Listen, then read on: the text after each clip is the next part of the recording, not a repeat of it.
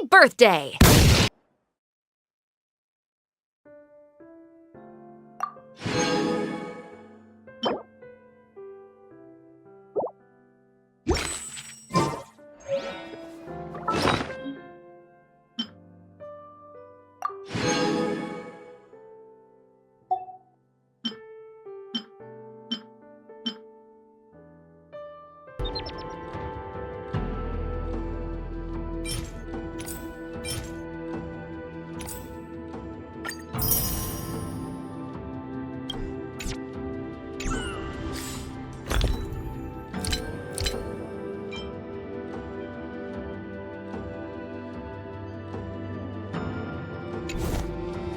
Glory above all.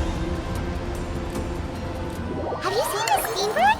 It seems Fontaine has been celebrating some kind of festival recently. Things are looking pretty lively in the square. They even changed the banners. Huh, there are a lot of people holding cameras. Oh, and they've got candy and snacks too. Looks like everyone's having a good time. Let's go and have a look for ourselves.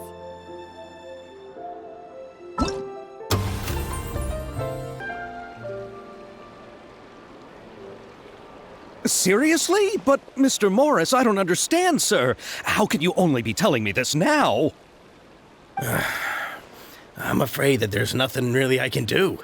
I'm really facing a crisis. My hands are tied. But what about my film? Well, I'm afraid you'll have to come up with something on your own. Take it from me. Sometimes you just have to let things go. Same goes for this film festival.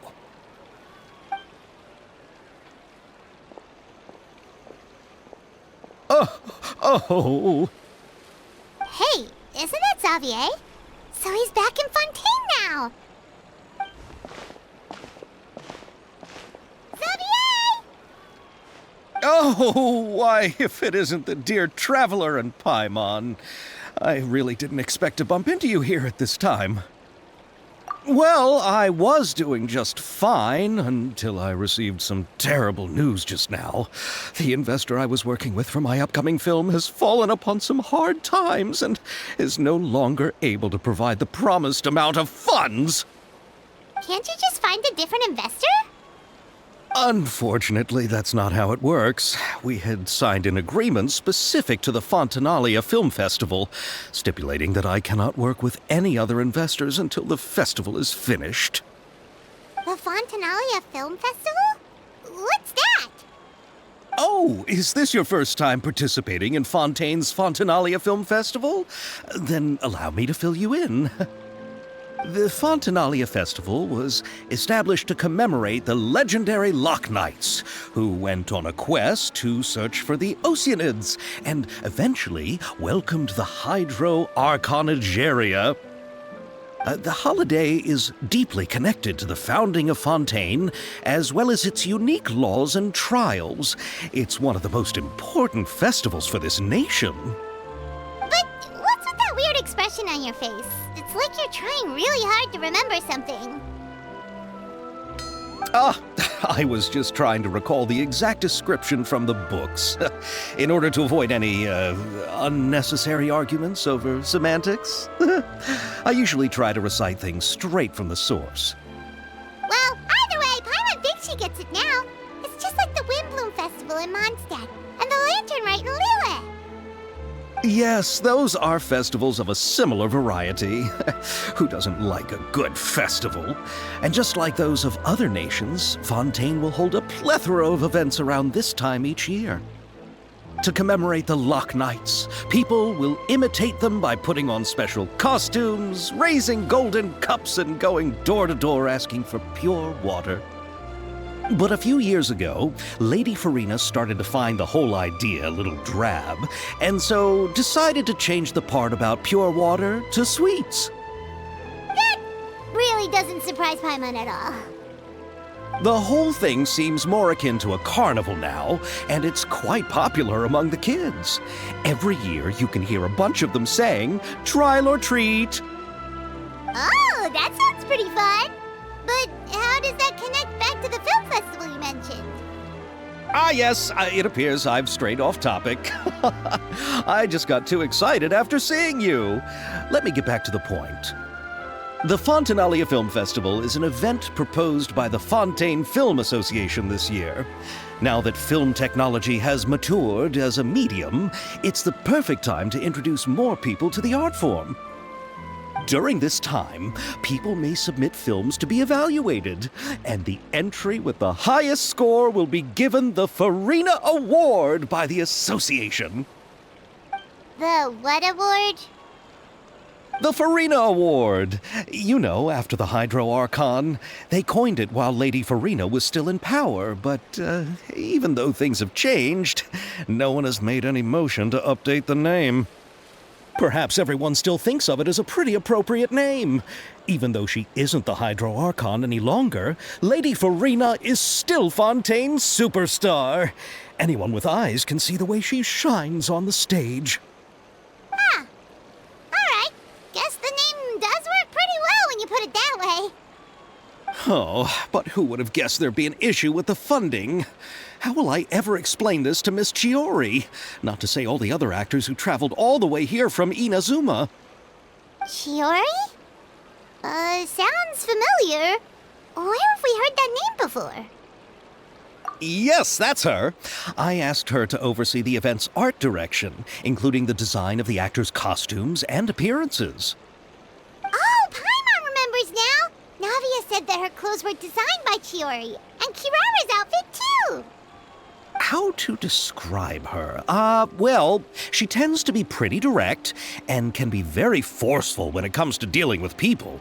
The fashion world in Fontaine has dubbed her the Thundering Seamstress. Her remarkable designs have led many Fontainians to become very interested in Inazuma. Anyway, Chiori is acquainted with all the actors I've invited from Inazuma. Without her help, I don't think I would have been able to get such an international cast for the film. She really is a kind soul. Who are the actors from Inazuma? Do we know them? Why don't the two of you accompany me to the Aquabus station to welcome them? Judging from the time, the Aquabus should be arriving shortly. Chiori will be waiting to meet me there as well.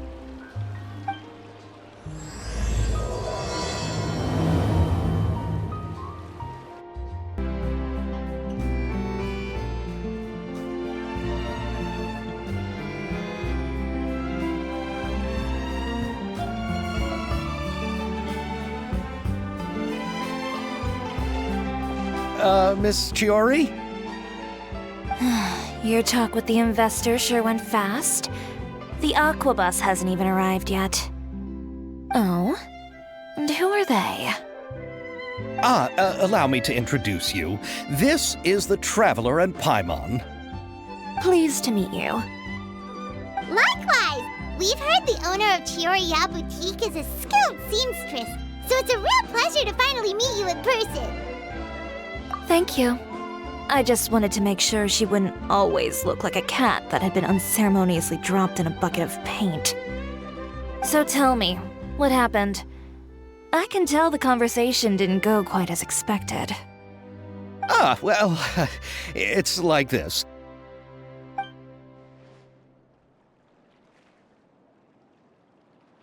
Ugh. I know, Chiori, you don't have to say it. You did remind me that this investor was a little bit sketchy.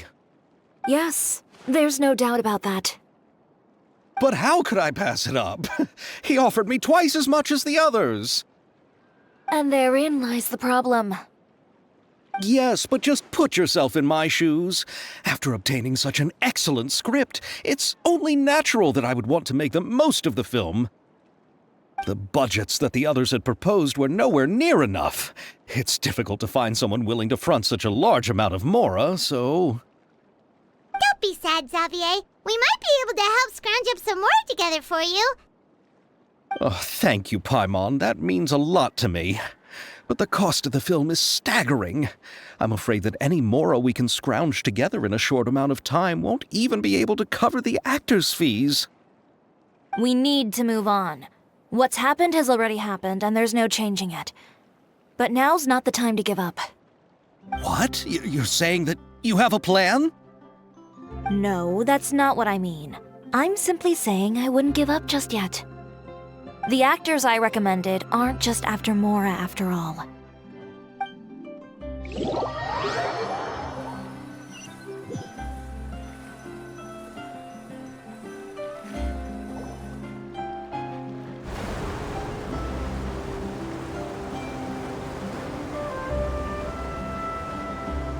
Really? Then where do you live? We Malazines live in Mercy Village. The only way to enter is from underwater. Oh, you must be pretty tired after work every day, right? I mean, you have to swim all that way just to go home. We are so thoughtful. But some Malazines choose to live in the court of Fontaine because it's so much more convenient. This is our stop. Oh, we've arrived, but I haven't even finished chatting with Aval yet. I also enjoyed Aval's introductions to Fontaine along the way. Everything you described was so clear and detailed that we can't help but want to hear more. Thank you so much. I'm usually working here on this aqua bus, so I hope I'll have the chance to see you again. There are still many more places I'd like to introduce to you.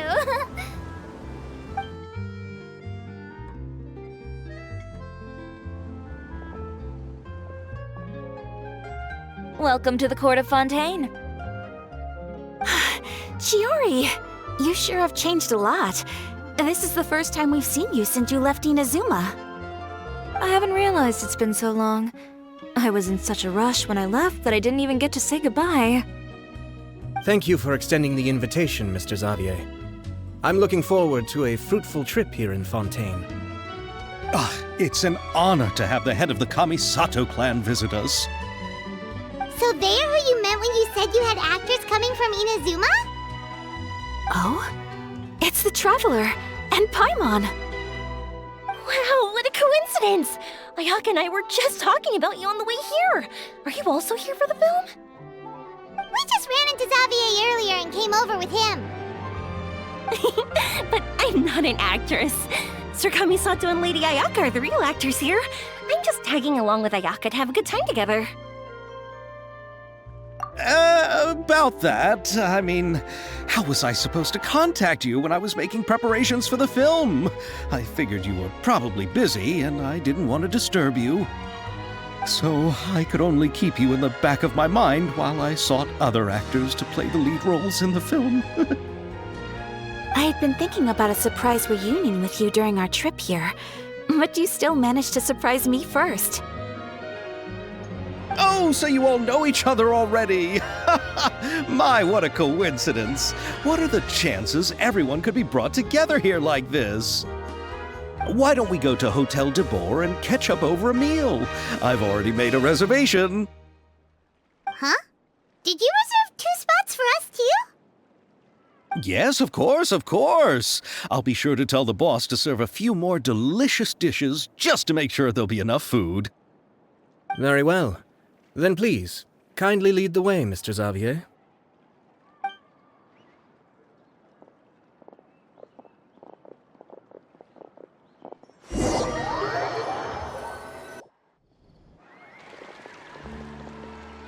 Wow, the buildings in Fontaine are so tall.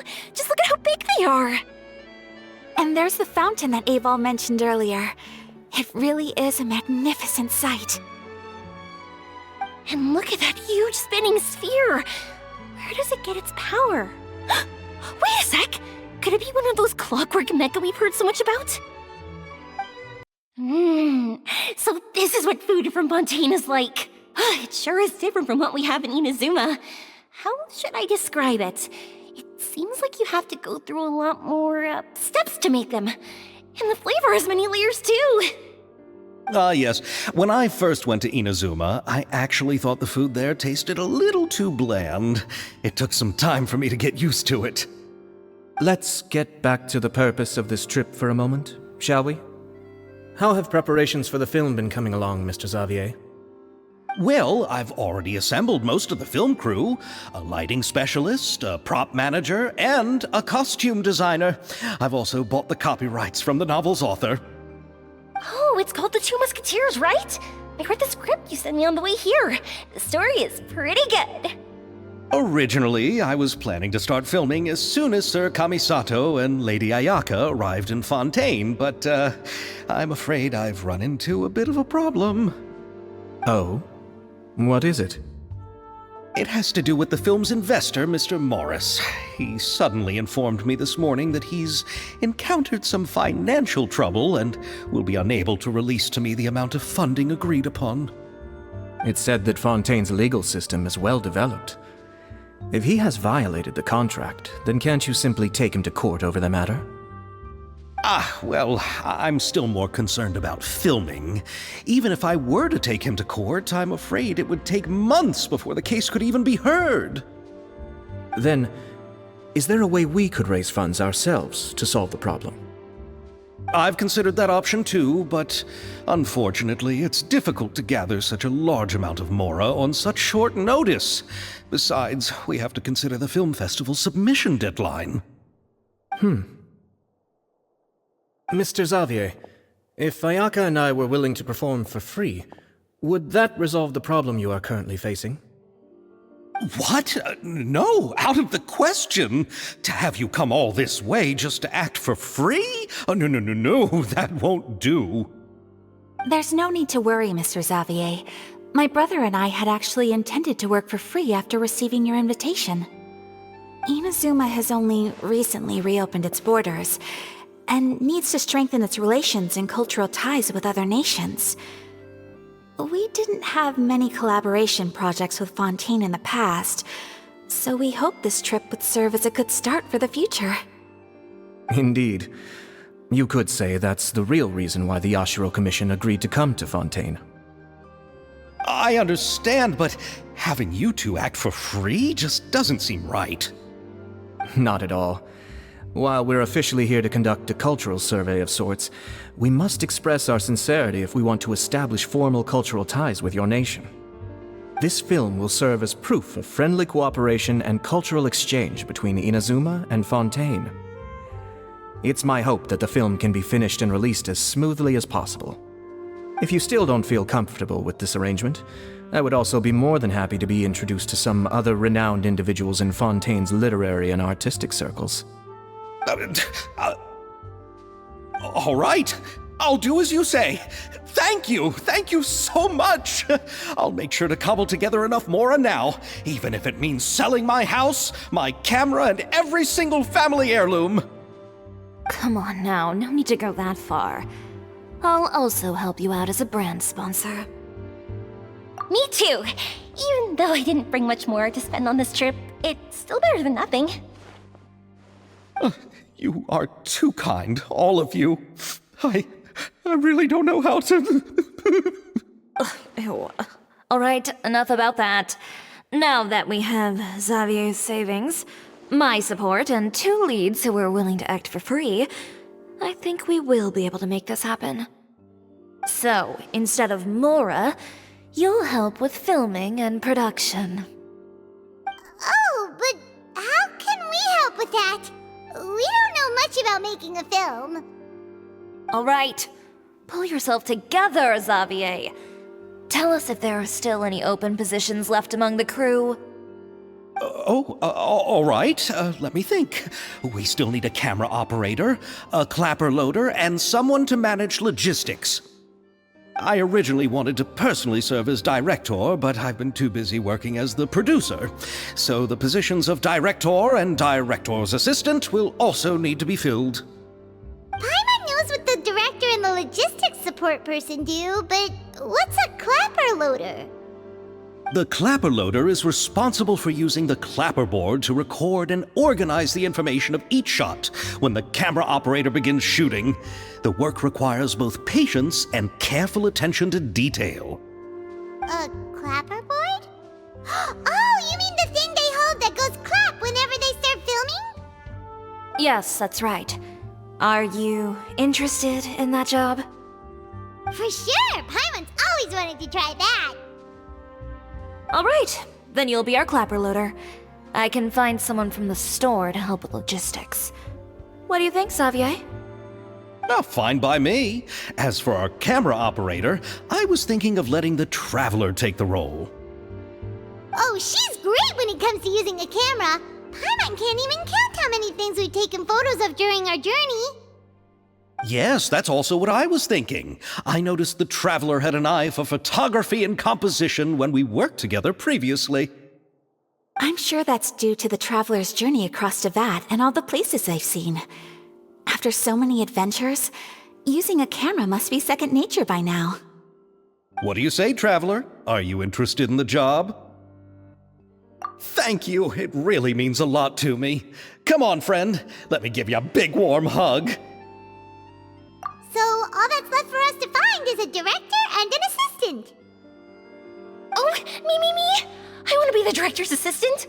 All we need to do is help the director, right? I can handle that. All right, then all we need is a director. Oh, all the well-known directors in Fontaine are probably also busy working on their own films these days. I'm not sure who will have time to help. Oh, Furina helped out a theater troupe recently by serving as an artistic consultant. She could be a good director, right? Besides, it's not like she has anything else to do right now. Furina? Do you really think Lady Furina would be willing to help us with our humble project? Isn't that the name of Fontaine's Hydro Archon? My brother has already informed me about what happened here in Fontaine. Yep, that's her. She helped out a theater troupe not too long ago, and now she's taking up work as a director. Well, I saw that musical. Her performance was perfect, and the storyboards were also excellent. Don't let her former identity intimidate you. She's the best candidate we can think of right now. You'll never know until you give her a shot. Fine. You're right, Chiori. I'll do anything for the sake of my film. Anything! Then I'll have to ask the Traveler and Paimon to show me the way to Lady Furina's residence. I just hope she'll agree to help. Do you need us to also come along? No, there's no need to trouble you with this. Besides, you've just arrived in Fontaine, and I'm sure there are many places you would like to visit. Just leave this task to me. It's part of my duties as the producer. Very well. Then we'll be waiting to hear the good news. I'll go with you. By the way, you might want to consider bringing a gift. And don't worry, we won't simply drop you off at Furina's place. We know Furina pretty well by now, so having some familiar faces there should help your chances. Besides, the whole thing was our idea in the first place. All right, then I'll start making preparations. As for the gift... A gift for someone who was once seen as the Hydro Archon. I wonder what she would like. I recall that Lady Furina once fancied a clockwork ring, so perhaps I should get another exquisite clockwork contraption for her. Huh? Can't we just bring some desserts, like the Fontaine mousse? But wouldn't that be a little too cheap? She does like desserts, though. Isn't the Fontaine festival happening right now? I heard Abel tell us on the Aquabus that Furina introduced the tradition of going door to door and asking for sweets. To do something like that, she must have a real sweet tooth. I agree with Yoimiya. If the gift is too fancy, it might actually make her feel more uncomfortable. Alright then, let's go buy some Fontaine mousse.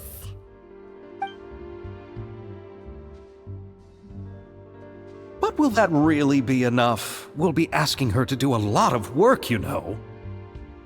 You're right. We need to further sweeten the deal. Huh? You want something even sweeter than Fontaine mousse? Yes, we'll need a gift that's sweeter than any dessert in the world. But what could that be? Your words of praise.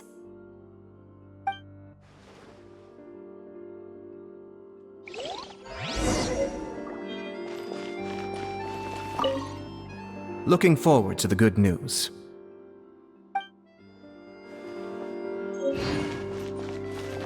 You go ahead. No need to worry about us. Oh, I hope Furina will like the gifts we prepared. Oh, and if you still think we should get something else for her, just let me know. I should be able to make some fireworks. We're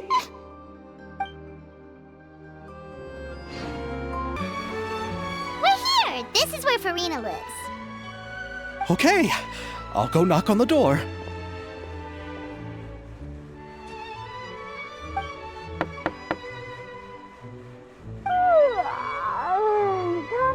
Coming. Ugh, seriously, who's knocking before afternoon tea?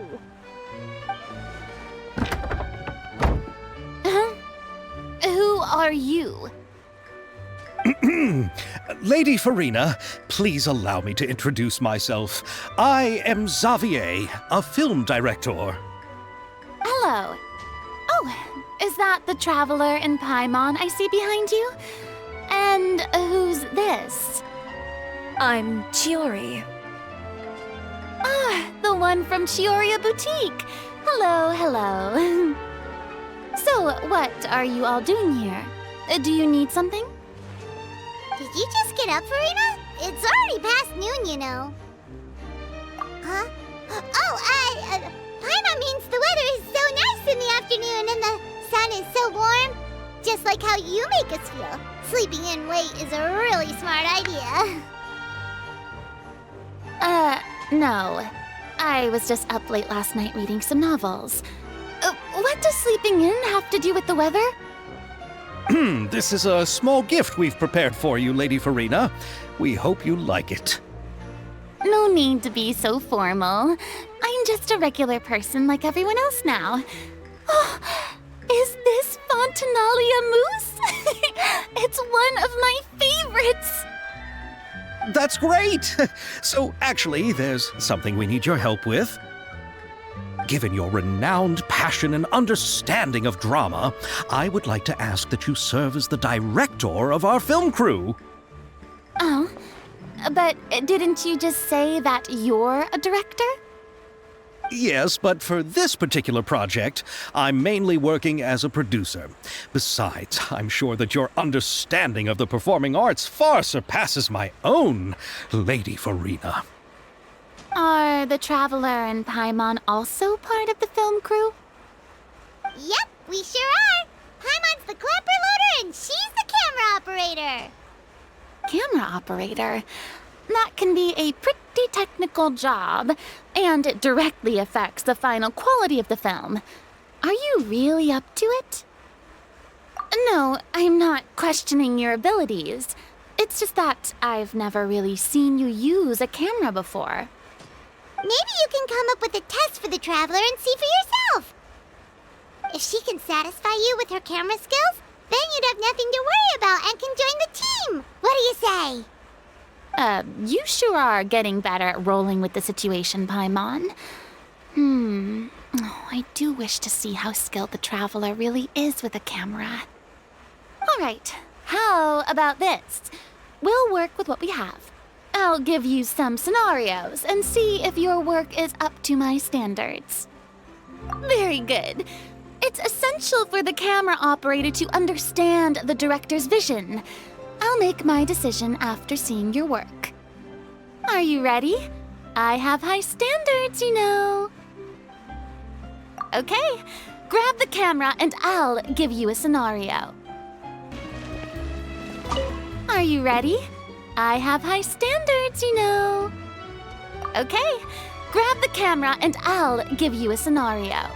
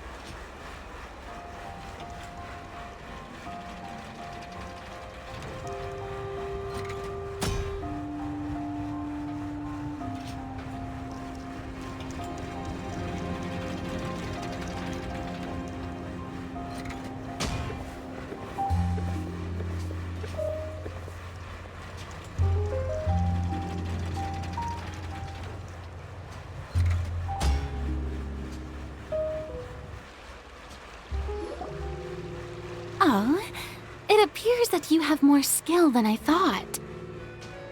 All the shots had a great composition, and I could really feel a connection to the characters and their lines.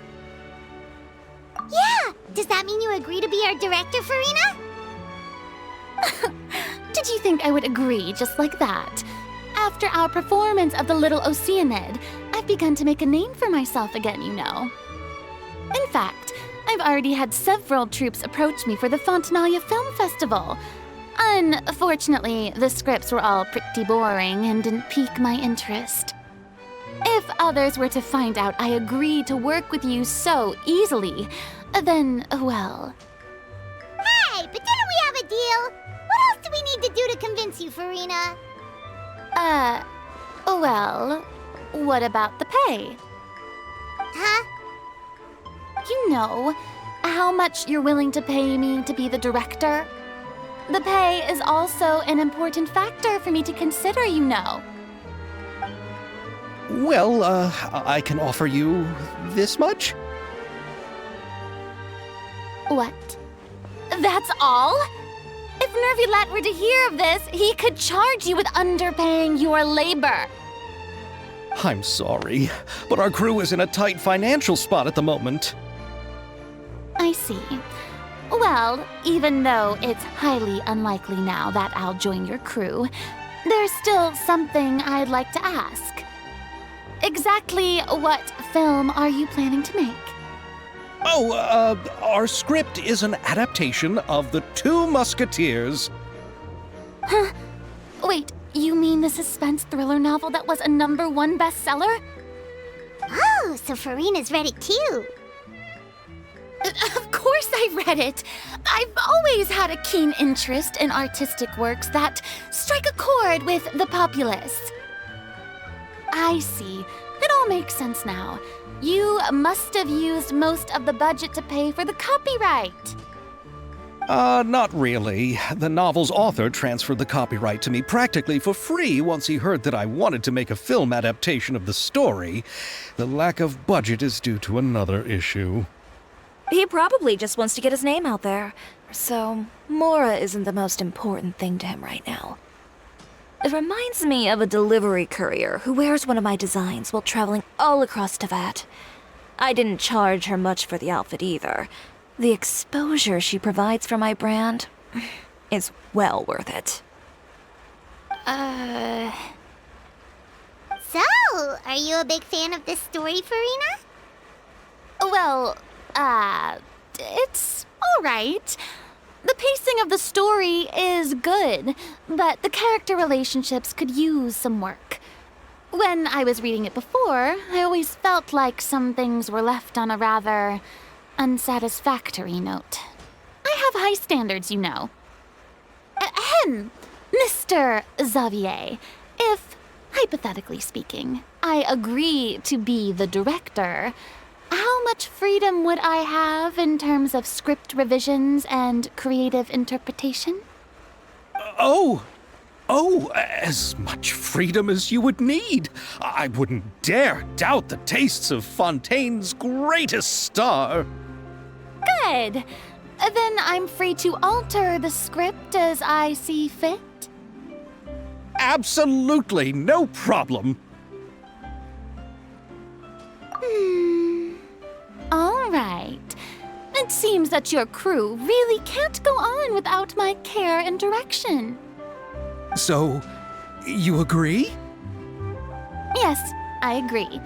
Although the pay is well below what someone of my caliber deserves, a great script calls for a great director. I mustn't let a perfectly good story be ruined due to lack of funds. If you have fine cheese and bread, you wouldn't just let it sit on the counter and get moldy just because you lack an oven, right? Oh, Hydro Archon above! I'm not dreaming, am I? Somebody pinch me. There's no more Hydro Archon, you know. And it's still a little early to celebrate. There's a lot that goes into shooting a film. Although the trickiest tasks of finalizing the script and casting the actors have already been taken care of, we'll still need to reserve filming locations. Not to say set up lighting and props. And by the way, since we'll be filming The Two Musketeers, we'll need to find an action choreographer. Ideally, a professional who has actual experience with muskets. Yes, I've thought about this as well. I was hoping that you might know someone who could handle the job. Me? If this was before, I could have simply asked Florand. But it's already been some time since I last talked to her. Navia can also use firearms, but unfortunately, her style is quite different from that of the characters in the story. Could we ask the Special Security and Surveillance Patrol? Oh, you mean the Special Patrol's Musketeers? Yes, that's right. They work with muskets every day. I can't think of anyone more qualified than them. They would be under Neuvillette's jurisdiction. Unfortunately, I, don't have any connection with them at all. So, in the end, we still have to start by talking to Neuvillette. No need to go to all that trouble. I know their captain, Chevreuse. Oh, you do? Wait, Chiori, how do you know the captain of the Special Patrol's Musketeers? No particular reason. Running a business means dealing with some trouble from time to time, and she's helped me out on a few occasions. In return, I've helped her handle a few situations in which the Special Patrol couldn't get involved directly. So, we've gotten to know each other over time. So you're saying there's been times when the Special Patrol needed a fashion designer to handle a situation? Your work is becoming more and more mysterious. It'd be best to keep it that way. Anyway, enough about that. What do you all think about asking the captain to be our musket action choreographer? She sounds professional enough. She is a captain after all. I have no objections. But I imagine the Special Security and Surveillance Patrol must be busy with their duties.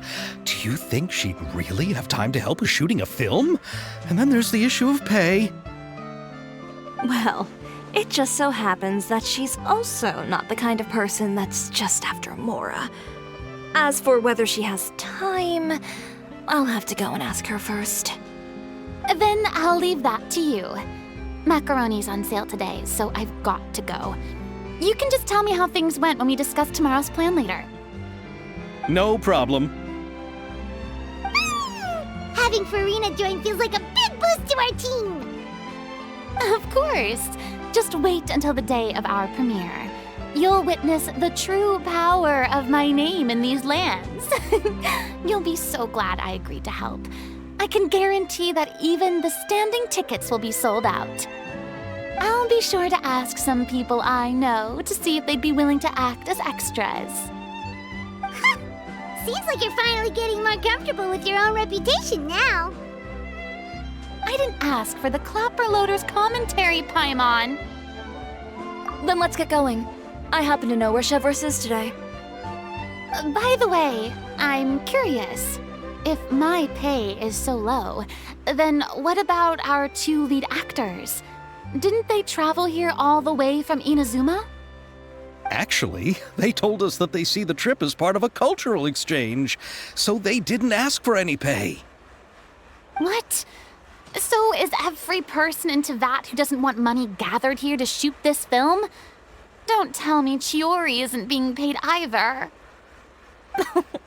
I already knew XAVIER from before, and he's also agreed to give my brand some good exposure. It seems the gods have really smiled upon you, XAVIER. And that certainly doesn't include me, mind you.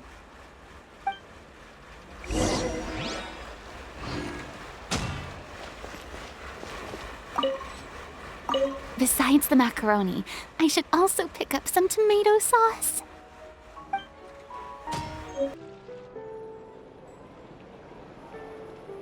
All right, this is the place. But where's the captain? There's hardly anyone around here. She's over there. The one with an eye patch reading in front of the newsstand. Oh, her! Paimon could tell there was something different about her. She seems kinda intimidating. Please wait here for a moment. I'll go fetch her. She's working now, so you might not want to get in her way. Working? But isn't she just standing there and reading a novel? Just trust me. Oh, alright, let's see what happens then. Chiori sure is a mysterious person. She claims just to be a fashion designer, but she knows all these powerful people. The court of Fontaine isn't particularly tolerant of visitors from overseas, so it isn't easy for a foreigner to promote their brand here. Even more so in the competitive world of fashion. Even a local like me just trying to make a film has to face all kinds of challenges, so I can only imagine what Chiori has been through to get where she is today. I'm sure that having more connections has definitely worked in her favor. Reading on the job? Detective novel. One main character? No. Multiple. Branching storylines. I see. How's the plot coming along? One of the main characters is about to make a choice that will affect the rest of his life. I'd wager he's going to make the wrong choice. Any way to speed things up? There's something I need your help with. You know that doesn't depend on me. It all comes down to what the character chooses. Which is exactly why I'm here to help.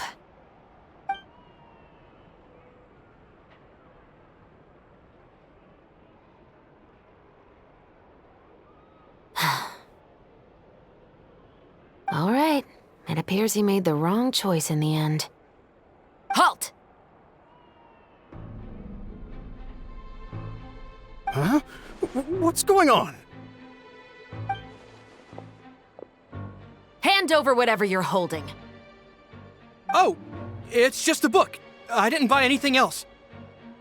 Then I'm sure you wouldn't mind letting me have a look.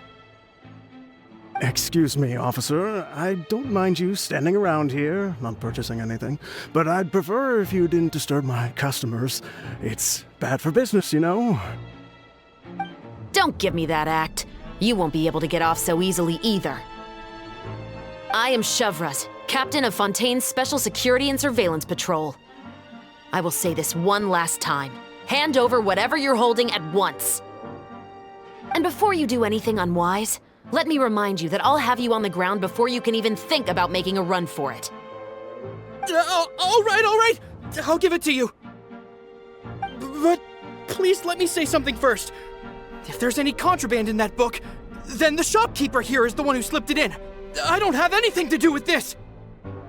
Why, you trying to leave me on the hook, huh? You were the one who said you wanted it. Save it for the interrogation room. Take them away, Letelier.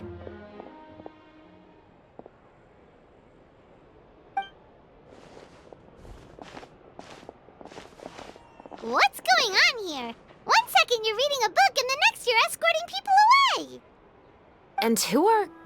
Oh! Aren't you the traveler who's been all over the papers recently? Chiori, I'm assuming what you wanted to ask me about has to do with them, right? Maybe I can let you in on what's happening then. Now that Vacher has been brought to justice, no new shipments of synth will be made and distributed to sellers. The Fontaine guards have been busy collecting the remaining synths still circulating on the market. Thanks to a tip from our reliable source here, this should be the very last batch. Oh, so you were pretending to read a book in order to catch the bad guys. Oh, Paimon almost forgot to introduce ourselves. Paimon is Paimon, and this is the Traveler and XAVIER. Hey, I'm Chevreuse. You probably already heard me introduce myself, so I won't bother repeating it. Yeah, why didn't you make a move as soon as you had the chance? Were you worried that my intel wasn't accurate? No, I wanted to see if the shopkeeper would turn himself in first. All he had to do was come up to me and say that he didn't know where the synth had come from. If he did that, then I wouldn't have had to press charges on him. He had the whole day to turn the synth over to Chevreuse. But instead, the moment I came up and blocked Chevreuse's line of sight, he took the opportunity to sell it off. Yep, he made the wrong choice, even though the right choice was right there in front of him. But you knew they wouldn't make the right choice. Yeah, I knew. I was just hoping I'd be wrong for once. Enough about that, though. What did you want to ask me about? Oh, you see, it's like this.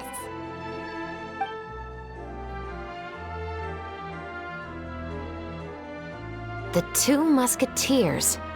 You certainly have a good eye for a story. So what do you need me to do? Just be the action choreographer for the actors? Yes, that's right. I want to make sure we get all the details right.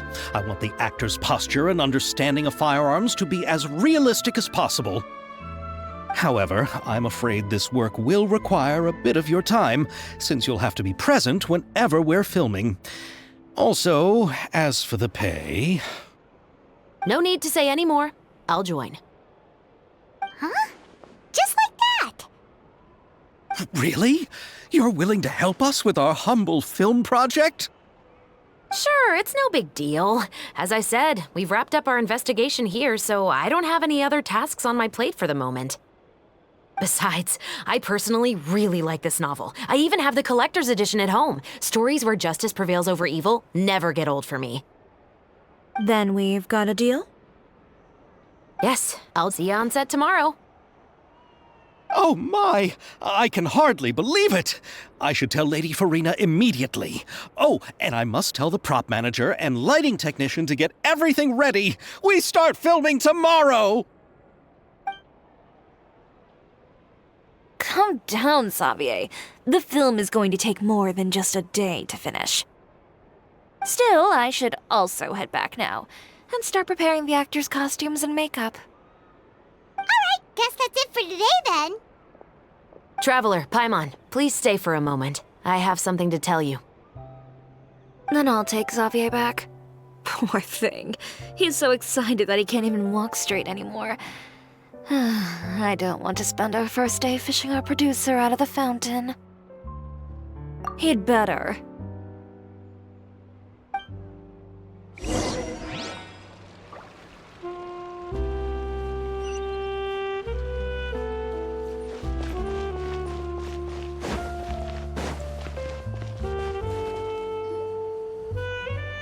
So what did you want to tell us, Chevreuse? Have you read The Two Musketeers? The story is about a pair of children born into the household of a baron and their struggle to survive together and take revenge for their mother. They were raised at the baron's estate, where their mother worked as a maid. The two were illegitimate children that the baron had with the maid, so they were never treated well by anyone. One day, upon returning home, they found their mother had been murdered and left dead on the floor. It was quite evident that the culprits were the other members of the baron's household, who never had any kind words to say to them. However, the baron was able to exert his influence and keep the whole thing under wraps. The mother's death was eventually deemed as a suicide, and there was no chance of bringing her murderers to justice. The two siblings decided to flee and someday avenge their mother. Many years later, members of the baron's family suddenly started turning up dead one after the other, all killed by gunshot. A rainbow rose was found on each of the victims' bodies, being the flower that the kid's mother liked best. The Baron believed that the mother's soul had come to take vengeance on him, so he lived in fear each day. But it was actually those two siblings who had fled all those years ago. They relied on each other to survive and trained day and night, eventually becoming adept musketeers. They used all of their abilities to collect evidence and clues before executing their plan and exacting revenge on the Baron. Their actions let the truth behind their mother's death be known to all. That's quite an exhilarating story. Yep, the Baron got what he deserved for his evil deeds, and justice was able to prevail. It was just the kind of story I enjoy. Oh, so is that why you were so willing to join our crew, Chevreuse? You could say it was one of the reasons. Oh, you mean there were other reasons too? I've read the reports about you. Whether it was at the trials or when you lent your hand to resolve our nation's crisis, you've shown that you've got a strong sense of justice, as well as a great mind for deductions. Yes, you're as sharp as I expected. It seems you've experienced many similar situations before. There's been a recent murder case involving Muskets. The perpetrator's methods appear to be very similar to what is described in the novel. Huh. Really? But Paimon didn't see anything about that in today's papers. The Marechaussee Phantom hasn't yet released any information to the public because the investigation is currently at a standstill. The murderer is extremely cautious. A murder involving firearms? But not that many people use those in Fontaine, right? Impossible. We perform a routine inspection of our firearms and ammo reserves every day. If one of the weapons had been fired, it would stick out like a sore thumb. Besides, I trust the members of my platoon. However... well, that's all I can disclose about the case today. Huh? What do you mean? I hope you all can go back and get some shut-eye. You can decide tomorrow whether or not you'd like to join the investigation with me. I'm aware this might not be the ideal time to add more to your plate, but the more capable people we have, the better the chances that justice will prevail. Carrying out investigations isn't actually supposed to be our responsibility. Our job is to apprehend the perpetrators. Finding them is really up to the Marechaussee Phantom. You could say I'm taking part in the investigation out of personal interest. I don't want people to see Muskets in a negative way, and also, I'm concerned about the similarity between the crimes and the story. You mean, they might be connected somehow? I suspect so. Just to make myself clear, this is not an order, nor is it a deal of any kind. It's a request, nothing more. If you two have any interest in the case after we finish filming tomorrow and are willing to assist me, then I would be most grateful. What do you think, Traveler? Yeah, you're right. Paimon's getting a little tired, too. We've really been hustling all day. You'd better head back and get some rest. It's good to keep a calm mind, especially when you're about to make an important decision. Otherwise, when the moment comes, you might end up like that shopkeeper and not even realize that the right choice is right there in front of you.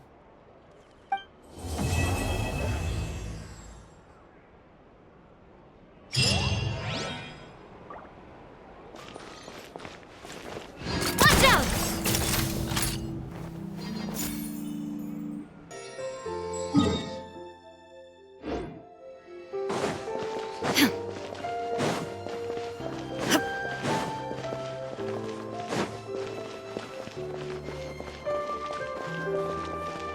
Indeed, Monsieur Neuvillette.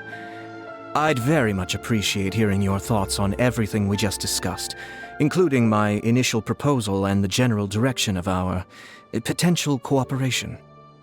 Your proposals are reasonable and quite well thought out. Your sincerity and wish for our mutual success was evident in your words, so there's no need to be so modest. Thank you. So, what's your decision? If you're asking for my personal opinion, I'm willing to cooperate in full based on my own opinions and my impression of Inazuma's culture. However, Fontaine doesn't run simply based on the feelings of one individual. I'm sure Inazuma must be the same. Everything must be done in accordance with the regulations that are in place. Yes, of course. I will submit a written proposal outlining the details of our potential cooperation to the Palais Mermonia within a week. And I look forward to hearing from you. Illusion shattered!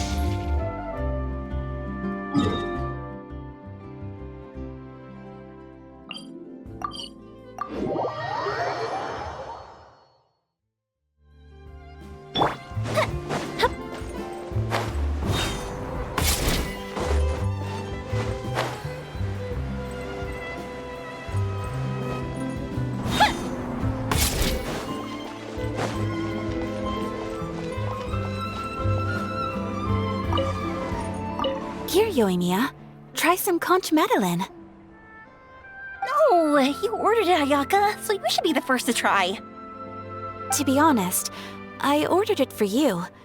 You're fond of desserts, aren't you? Well, in that case, I guess I shouldn't refuse. Let's try some together. All right.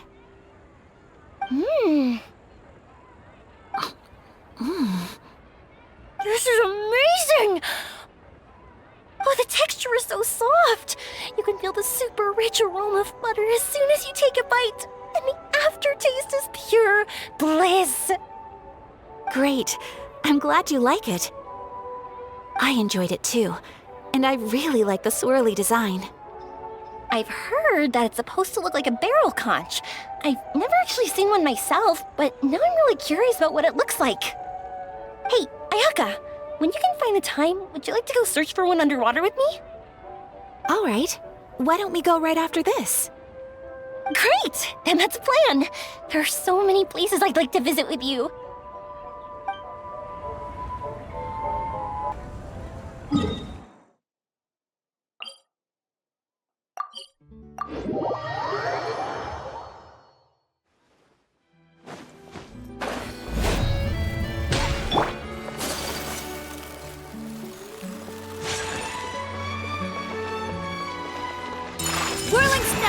Oh, how lucky I am to have so many kind-hearted people assisting me. Yeah, just watch your step now. Everything I've been through is starting to pay off now. There finally is a light at the end of the tunnel. Ah, I see it now. What lies before me is a whole world of hope. No, what lies before you is the fountain. I hope you can start seeing clearly, or you'll end up taking a dip in it.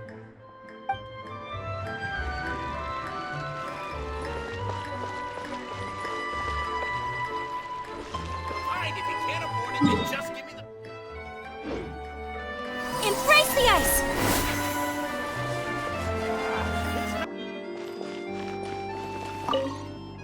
Looking forward to the good news.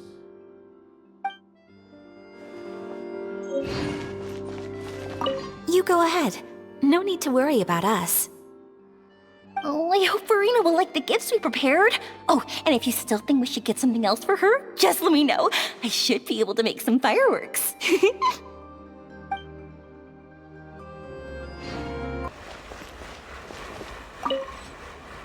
Besides the macaroni, I should also pick up some tomato sauce.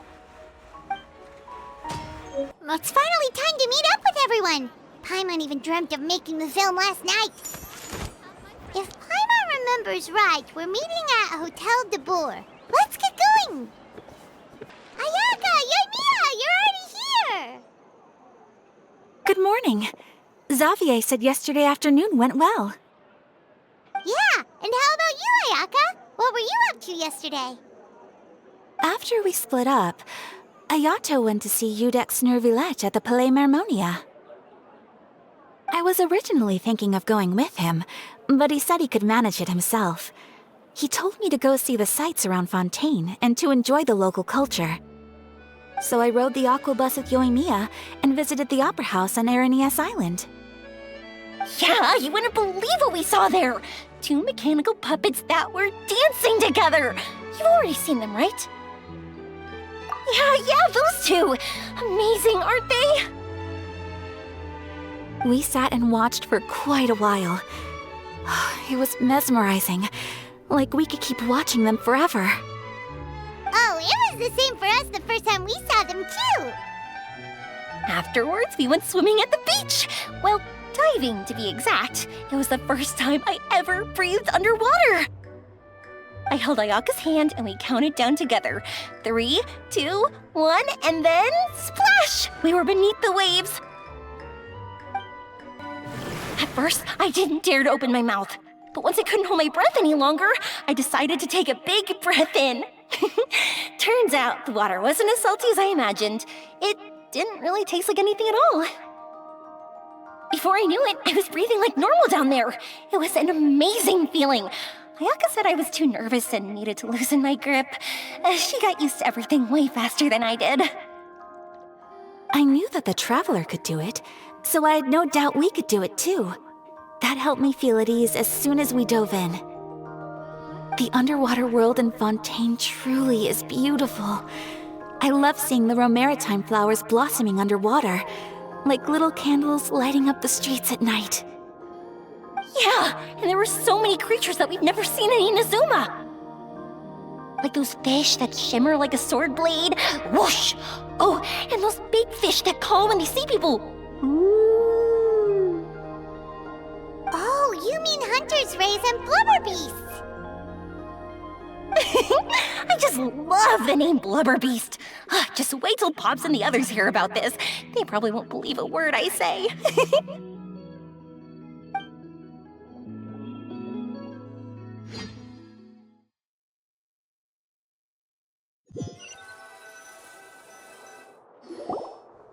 Yoimiya was down there for quite a while.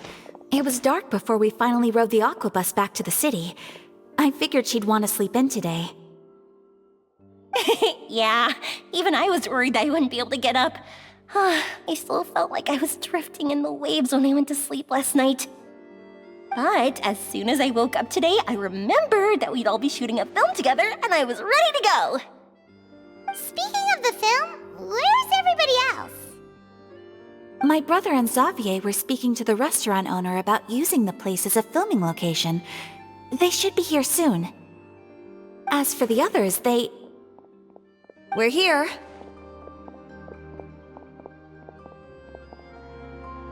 Please excuse my tardiness. I just finished the Special Patrol's 6-mile morning jog.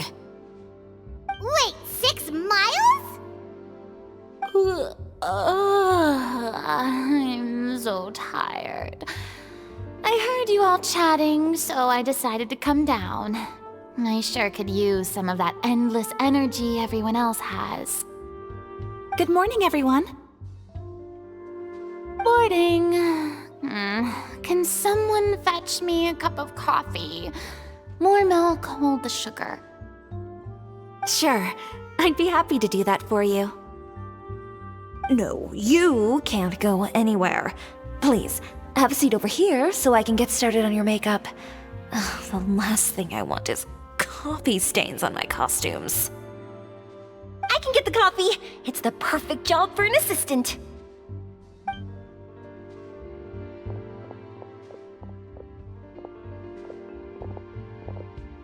So much energy. Seriously, what's her secret? Oh, Yoimiya's always like that. But you sure look exhausted, Furina. It's because you're not used to waking up so early, huh? Of course not. I spent the whole night reading the novel from cover to cover, marking sections that either need to be omitted or adapted. Wow, Paimon didn't expect you to be so thorough. Well, I was the biggest star in all of Fontaine after all. It takes more than just a pretty face to earn a reputation like that. I know how to get serious when the situation calls for it. I went all out when I was acting as an Archon, so why wouldn't I do the same for my own life? Here's your coffee, Director Furina.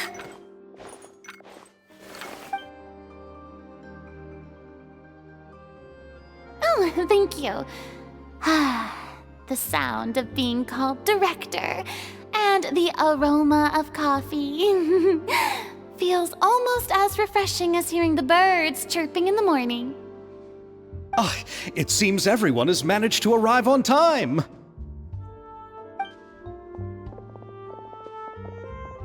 We've reached an agreement with the restaurant owner. We are free to use the second floor to shoot our film. Really? That's great! He is really looking forward to our film, and hopes that providing his restaurant as a filming location will attract more customers.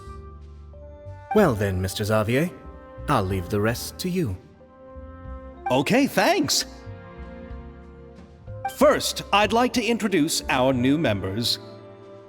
This is our prop manager, Veronique. She'll be in charge of all the film's props and items.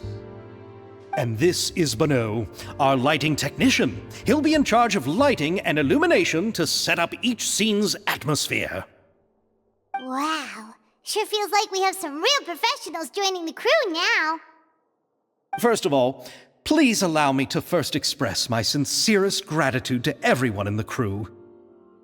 When my investor informed me yesterday that he wouldn't be able to provide the funds, I really thought that this was the nail in the coffin for this film. I had no idea that I'd find so many people willing to help me on such short notice. Thank you. Thank you all from the bottom of my heart. No need to be so cordial, Mr. Xavier. We're all honored to be a part of this. Your works made a profound impression on me when I saw them back in Inazuma. I am sure that someday, this film will be remembered as a prime example of cultural exchange between Fontaine and Inazuma. Yes, the story is the reason I agreed to join.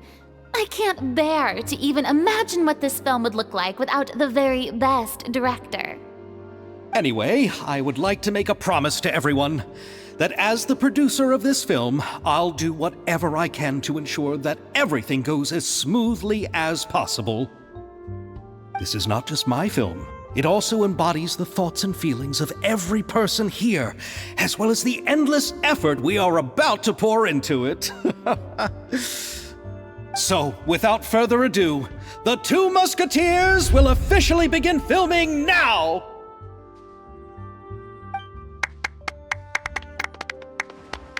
You may take it from here, Director Furina. All right, listen up, everyone. The first scene takes place when the two young musketeers are living at the Baron's home, still unaware of all that is about to happen to them. We'll need props and lighting to set the scene. Our lead actors can go get their makeup done, and extras, please take this time to go over your positions. Whoa, seems Furina's really kicking things into gear as the director. Is everyone clear? I don't want anyone traipsing around the set like umbrella finches. All right, cameras will start rolling as soon as the set is ready. Let's make a film that'll make some serious waves in Fontaine.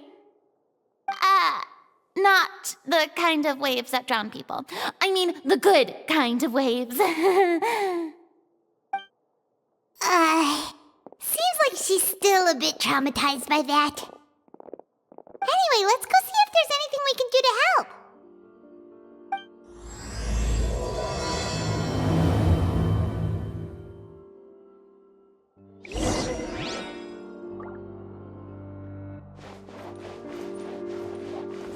I don't need any help here. Why don't you try asking someone else?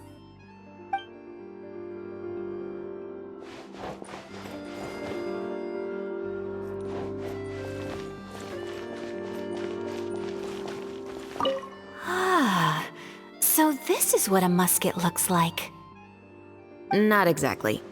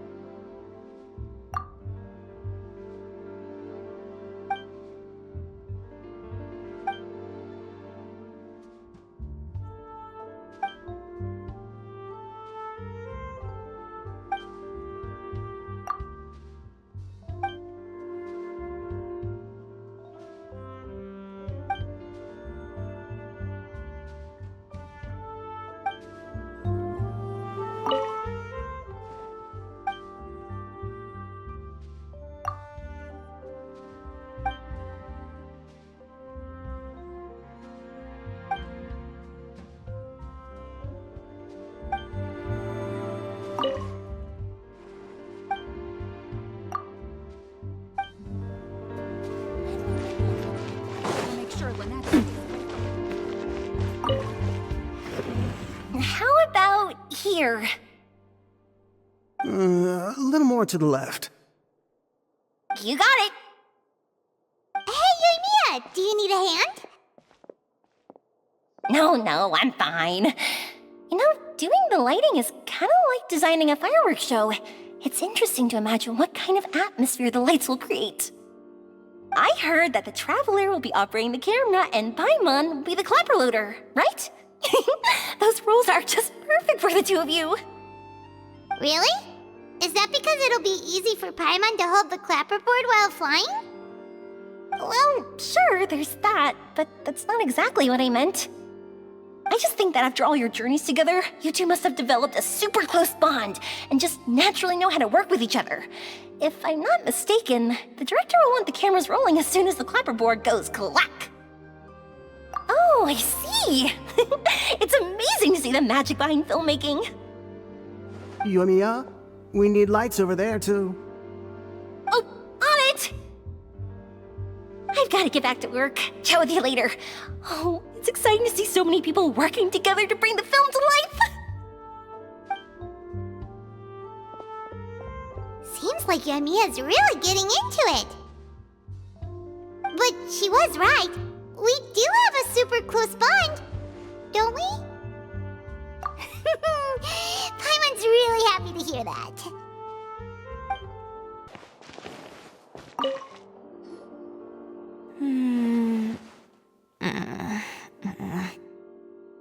Ayaka has mentioned you to me before. She said that you two were great friends when you were kids. No talking. I'm thinking about how to do your eyeshadow. Ah, yes. To help me really look the part. To achieve a more young and naive look for this scene. Are you saying the wrinkles around my eyes are too deep? You just have too much of a calculating look in your eyes. You sure don't mince your words. It seems you really haven't changed much. Quiet.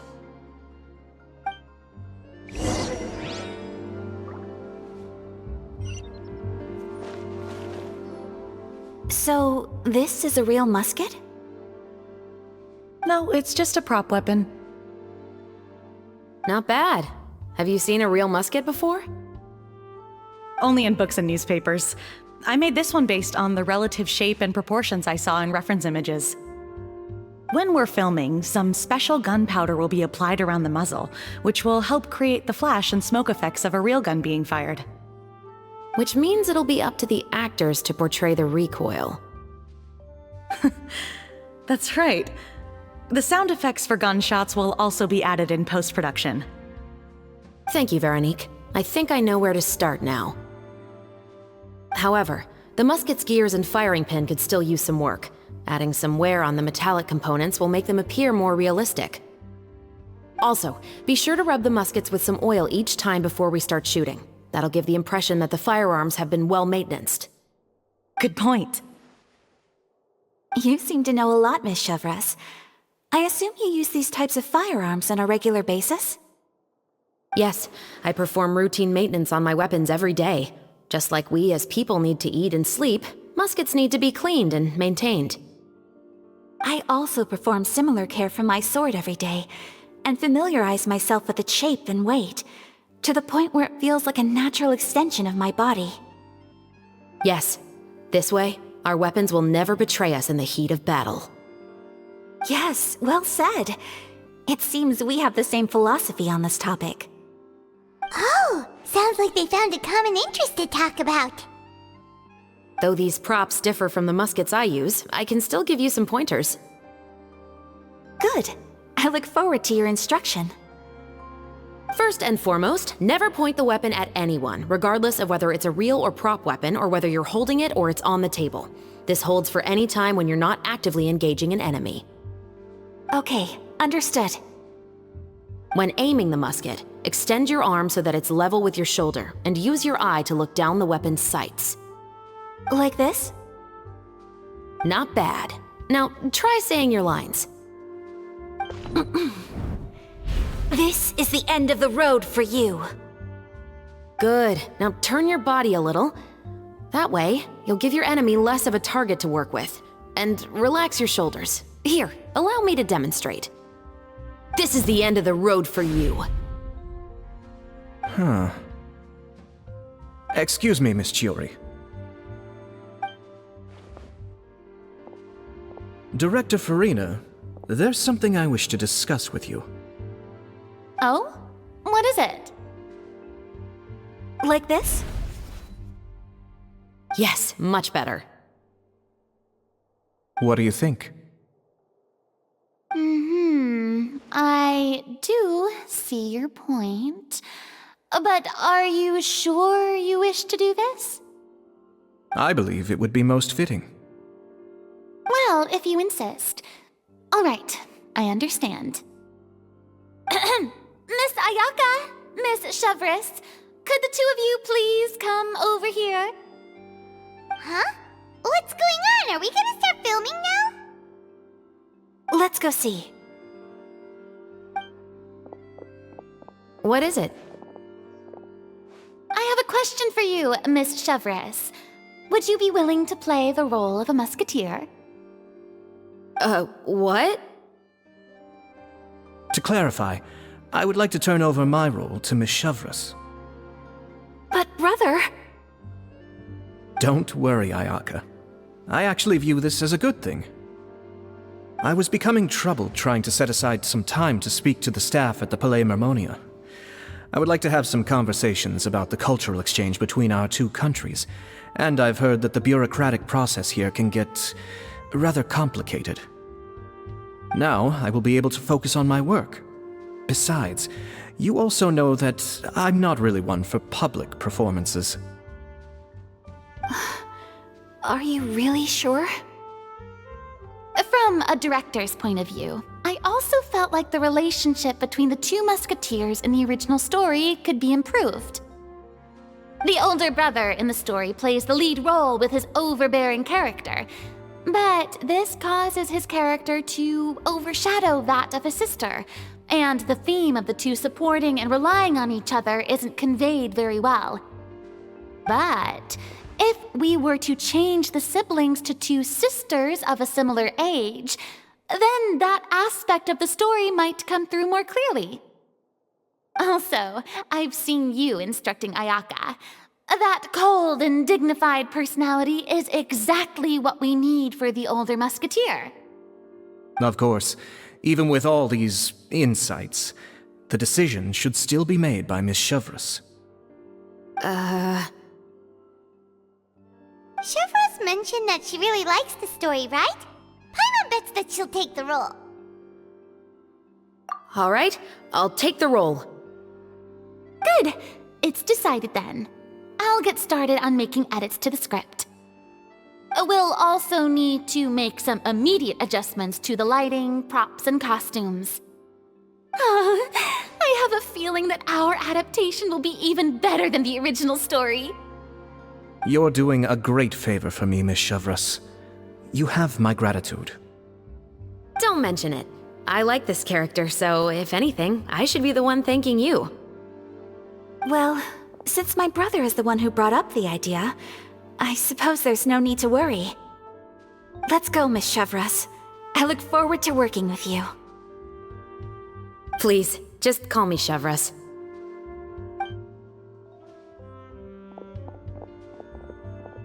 Seems like you're really going out of your way to solve the problem I was having with your makeup. Surely you jest, Chiori.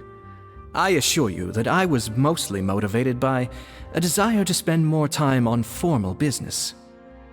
Oh, come on. You really think I'd buy that? According to what I've heard from Ayaka, her brother is someone who can juggle 10 different matters at the same time. I'm sure you have other reasons for backing out. Perhaps. Ayaka always said she wanted to go out and see more of the world, just like the Traveler. But I feel that she needs not only to see other nations, but also to make some different kinds of friends. I think it would be harder for her to make new connections with me constantly by her side. I would like to give her some space. Alright, go on. Spoil her some more. Ayato! It's too bad you're stepping down from the role. Paimon really wanted to see you act as a musketeer. No need to poke fun at me. I'd wager that you also felt that I wasn't the best candidate for the role. It's a little hard for Paimon to imagine you saying those lines. Yes, I've made an appointment to meet some people from the Palais Mermonia. Now, I will have some more time to prepare. Traveler, get the camera ready! Paimon, get the clapperboard! Actors, to your positions! We're about to start shooting the first scene.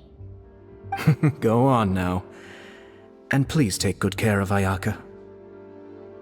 Yep, don't worry. Thank you. I look forward to seeing the film when it's finished. All right, now that we're all here, let me help set the scene for everyone. The first scene takes place when our two main characters are still living at the Baron's estate. They've been ostracized and verbally abused by others in the household, but they still have no idea why. We want to capture how naive and innocent they are despite their pain. Chevreuse will be playing the role of the older sister, Tulip, and Ayaka will be the younger sister, Iris. Be sure to get close-ups of the main characters at the right moment. Silence on the set! Lights! Camera! Action! Let's go! Tulip, Mother's been out for quite a while now. Perhaps she went to pick some flowers on the way home. You know how she loves flowers. Iris, Tulip! I'm home! Mother! You were out for so long, we were beginning to worry about you. I'm sorry, but I'm back now, safe and sound. Here, I brought your favorite treat, apple turnovers. Mother, what are those bruises on your hand? Huh? What bruises? Oh, I must have bumped into something while I was working yesterday. But I didn't notice them this morning. Then perhaps they're from when I accidentally tripped when I was out just now. By the way, did you have fun playing at home?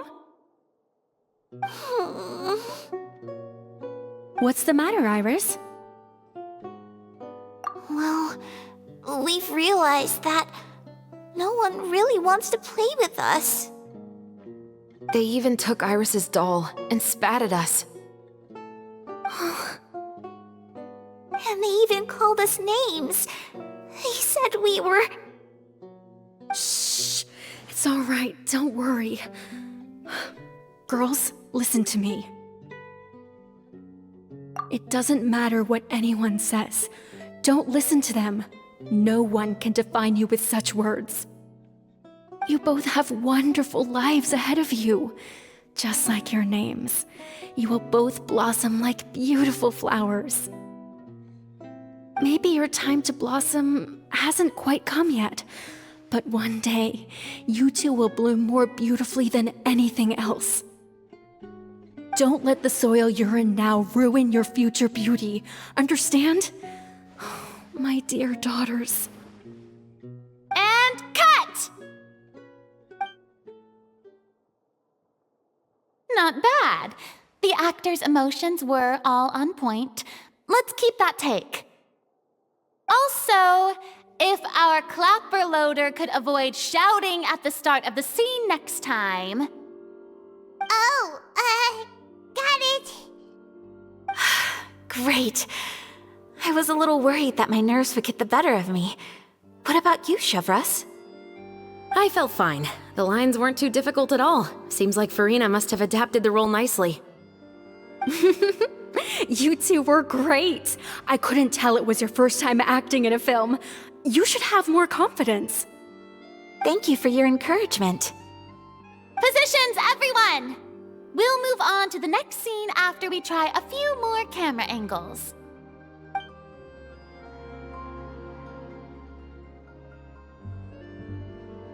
This scene is when our two characters return home, only to discover their mother has been murdered. Ready? Lights! Camera! Action! Mother, we're back. Mother?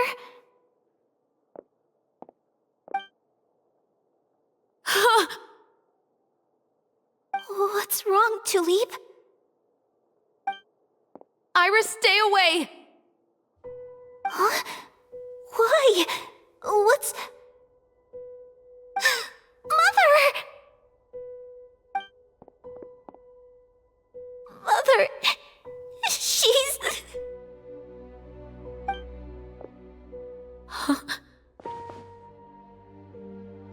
poison in this cup. Huh? I could have sworn I've seen this kind of cup before. Those aristocrats.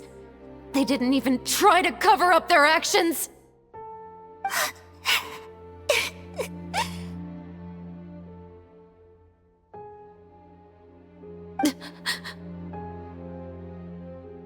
Iris, we need to leave this place. Leave? But now that Mother is gone, where can we even go? Anywhere. All I know is that we can't stay in this house. But are we just going to let them get away with this? We'll have our revenge, I promise you. Just not right now.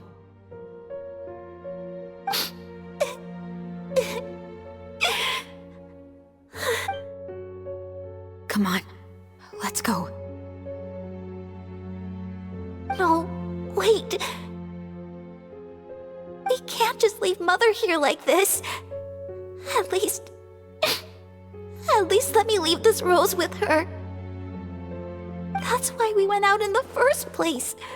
To buy her this flower. All right. Goodbye, Mother. We'll avenge you. Someday. And cut! Beautiful! Great performance! Oh my, you're so amazing, Ayaka! And were those real tears I saw? How did you do it? I was surprised too. Thank you for the kind compliments. Actually, as soon as Director Furina said action, I told myself not to think about anything. I just felt the weight of the moment and became the character. It's quite similar to practicing the art of the sword. You clear your mind and focus only on what's happening in front of you. Ayaka's performance was amazing.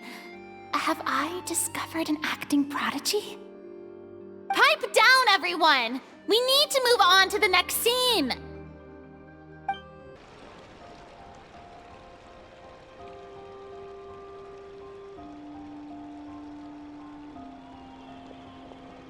Huh? Are we done already? But Paimon wants to keep playing with the clapperboard. How do you feel, Traveler? Is your arm sore from holding the camera all day? Good work, you two. You too, Chevreuse. You were quite the actress today. I've read this novel many times before. I have a good grasp of my character's mindset. Anyway, do you remember my request from yesterday? Oh, right! We were having so much fun that Paimon nearly forgot! You have a case where the murders seem really similar to the cases in the novel, right? So, how are they similar exactly? In the story, the main characters grow up to become two musketeers, always using their guns to carry out their revenge. And on each of the victims, they place a rainbow rose as a signal that they've returned. Yes, that's correct. We found rainbow roses just like in the novel. Seems like you're connecting the dots now. Oh, that does sound pretty concerning. Especially after seeing the script today. Oh, now Paimon can't stop wondering what kind of ulterior motive the murderer might have. What do you think, Traveler? You're smart. Paimon wants to hear your thoughts. Good. On behalf of Fontaine's Special Security and Surveillance Patrol, thank you for your dedication to justice. There's no time to lose. We should start investigating right away. Follow me. Huh? Right now? But we just got done filming all day. Paimon's so tired. The most valuable intel always comes after nightfall.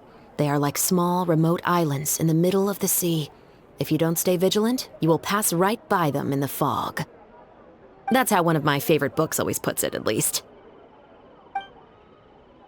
So, where are we going right now? Let's start by checking out some workshops that sell mechanical components. If the culprit is making their own weapons, it's very likely that they'll visit those sort of places. Welcome to Le Show's Clockwork Workshop. How can I help you? Hello. I'd like to know if anyone has purchased some special components lately. Special components? Sorry, could you be more specific? I mean the kind of components that aren't typically used for clockwork toys, but for firearms. Huh? For firearms? No, we don't sell those sort of things here. Don't misunderstand. I'm not here to cause any trouble. We are merely investigating a case, and we're hoping that you could cooperate. Well, to be completely honest, I'm not even sure what kind of components that would entail. Has anyone ever purchased components here as an individual rather than on behalf of an organization? We have a lot of customers who buy toys, but those who buy components are all regular customers who buy in bulk on behalf of their organization. Is that so? I understand. Thank you for your cooperation. You're welcome. It's the least I can do. Oh, hey, Chevreuse. Run out of oil for your musket again? Hello, Estelle. I want to know if anyone has come to your shop recently to order some firearm components. Oh, is this another case? Let me think. I don't think so. Some people have requested that I make some prop guns for the Fontaine Film Festival, but I refused all of those requests. Oh? Why's that? Because there's no profit! I only make things here that can do some real heavy lifting. I don't have the energy to make some new molds just for the festival. Then has anybody come specifically looking for mechanical components? Well, I usually sell off my scrap to the Fleuve Cendre. I don't typically give them to one specific person. I understand. Thanks for your cooperation. Don't mention it. Always happy to have the Musketeers' patronage. Seems like we haven't found any leads to go off yet. Yeah, unfortunately. All right, let's head to Fleuve Cendre next. Huh? Are you sure? People might not be so thrilled to see the captain of the special patrol there. You think so, huh? Then I guess you don't know. Huh? Know what? That I grew up in Fleuve Cendre. It's been a while, Tetro. Please, just get on with your request. I want to know if you've heard anybody talking about muskets lately.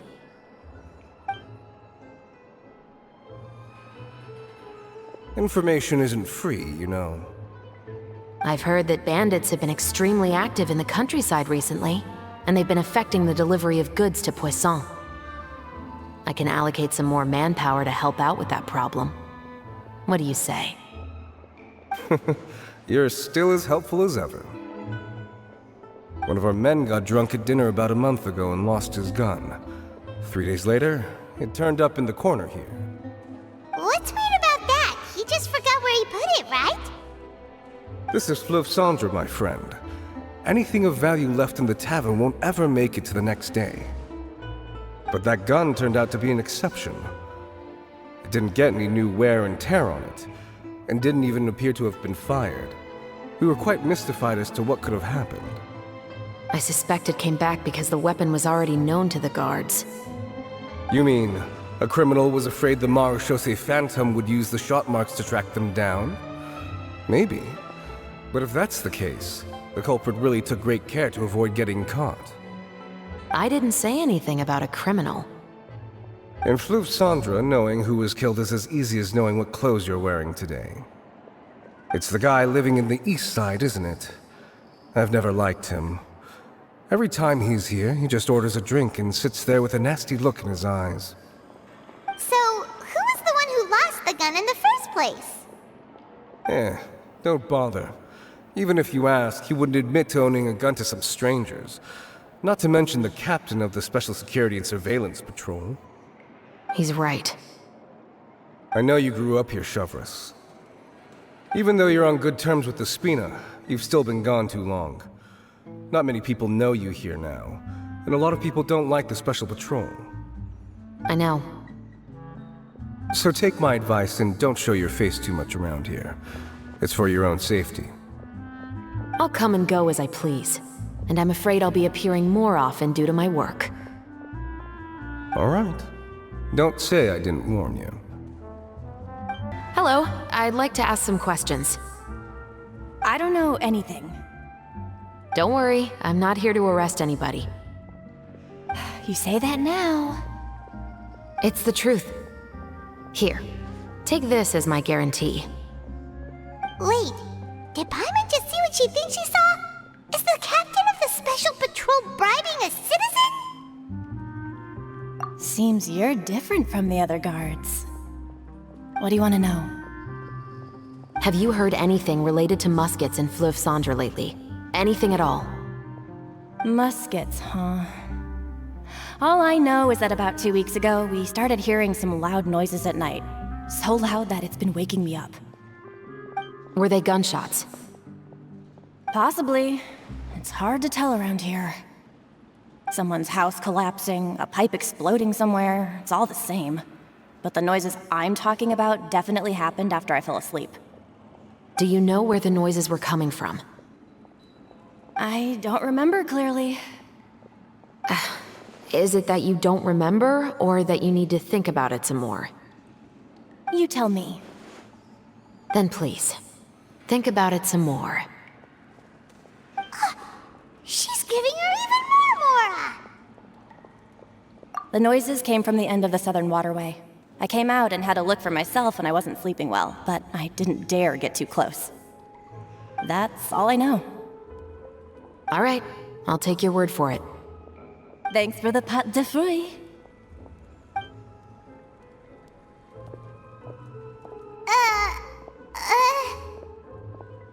No need to be surprised. I grew up here, remember? I know how to get people around here to talk. Seems you catch on pretty quick. Now then, let's keep going. What's all this? Some broken planks and barrels, as well as some liquor bottles? Yes, but have a closer look, Paimon.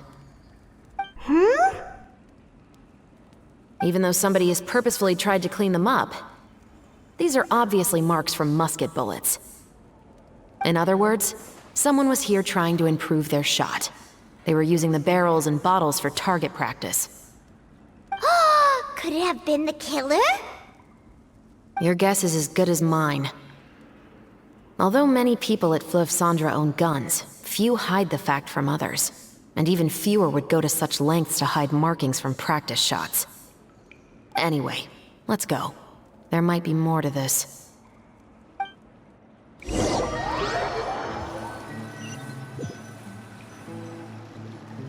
Seems like that's all we'll be able to uncover for today. Paimon feels like we managed to learn a lot more here than up on the surface. Yes. Assuming that everything we found is indeed connected to our suspect, then their timeline was probably something like this. A month ago, our suspect found a gun and took it home to disassemble it. Once he'd figured out its mechanics, he brought it back. In the following weeks, he used some parts to create his own makeshift musket, and took it to the Fleuve Cendre for target practice. Then, a few days ago, he found his target and carried out the murder. Once the deed was done, he left a rainbow rose on the body, just like the scene in the novel. That all makes sense to Paimon, but we're still no closer to figuring out the killer's identity! The deceased was a resident of Fleuve Cendre. It's said that he was a poor, solitary man. Yeah, that's also something I'm trying to figure out. If we are indeed following the novel, and there's a story behind the murder, then this murder should be an act of vengeance. But according to our investigation, the deceased didn't have any enemies. He was no saint, but no one's heard of a rival who hated him enough to shoot him dead, much less care to leave a rose on his body. What message is the killer trying to convey, and to whom exactly? We've thoroughly investigated that possibility. He claims to have spent the whole day at the Opera House on the day of the murder, and the staff there have confirmed his account. Okay, so he has an alibi. Not only that, he lacks a credible motive as well. He has a family of his own, and both of his parents are still alive. I've looked into his records. He was adopted at the age of 6, and all the proper procedures were followed. There are also records of him at an orphanage before then. In the story, the mother of the 2 musketeers was murdered after the children turned 10. Of course, he could have changed the children's ages, but I don't want to assume anything without evidence. More importantly, I've also had a chat with him in person. He didn't seem like the kind of person who would pull the trigger to kill a man. Then, what should we do now? We have all this new information, but it doesn't help us move forward. Investigations take time. I didn't expect us to catch the culprit in just a single day. How about this? Let's spend the next few days filming with the crew. We can continue the investigation once we're done with the film. I'm sure that given time, new leads will present themselves. Wait, but weren't you saying Intel is like small, remote islands in the middle of the sea just a moment ago? Wouldn't you just miss them if you were to stop looking? Ah, but the book had more than one reference to the islands, Paimon. Oh? What else did it say then? As long as you spend enough time sailing through the fog, you'll eventually come across an island.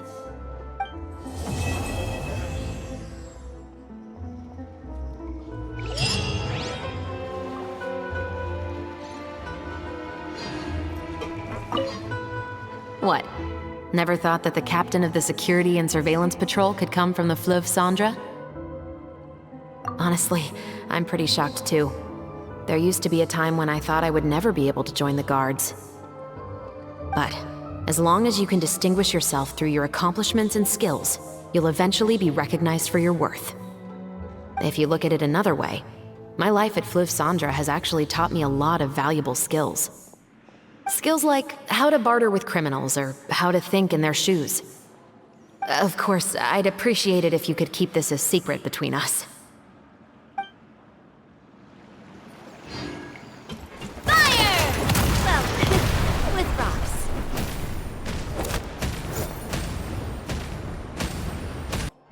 It's filming time again! Our schedule is jam-packed for the next couple of days, too. We've got so many different locations and sets to cover. The weather's nice like this tomorrow. Anyway, let's head out and meet up with the others.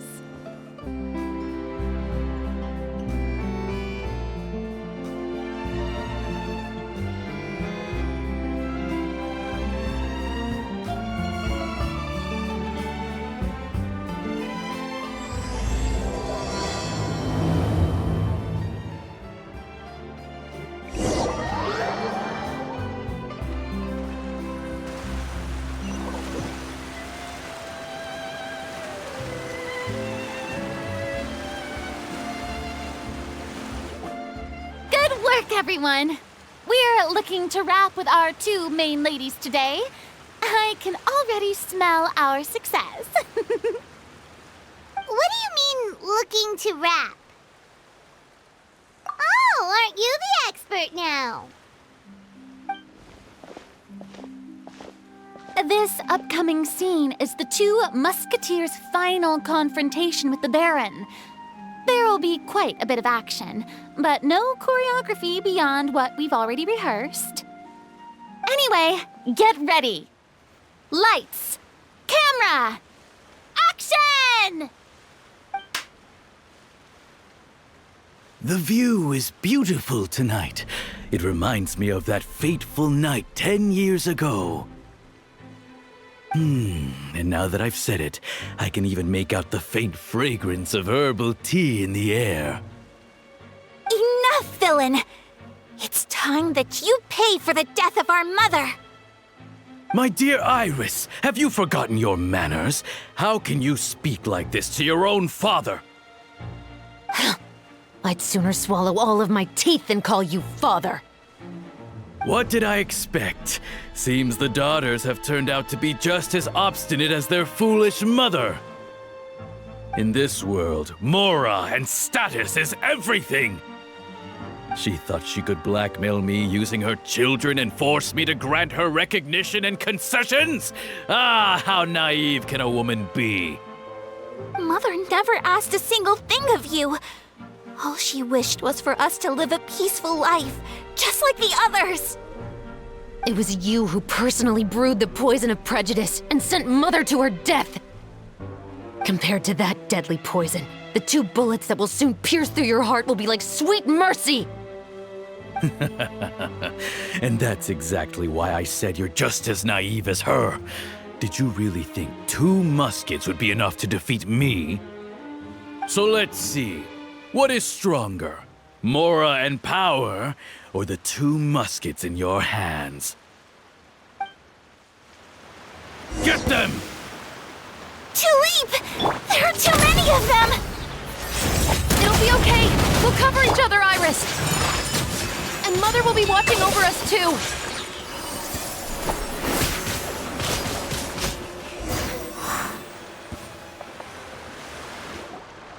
You've lost.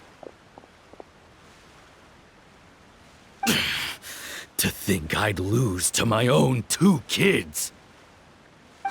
We are no children of yours, and we'll never call that place our home. Then tell me, what did you do all this for? You lost your mother, and will soon kill your father as well. What will you gain in the end, other than sentences for your crimes? We will gain our long-awaited justice.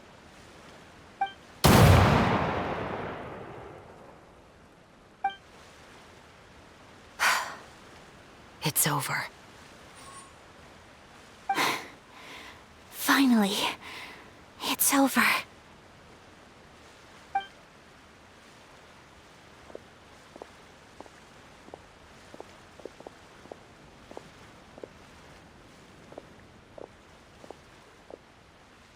So, where will you go now, Tulip? I'm not too sure, Iris. Maybe somewhere with lots of flowers? After all, Mother always did love going where the blossoms were. What about you? I want to go visit Mother's grave. Yeah, that's not a bad idea.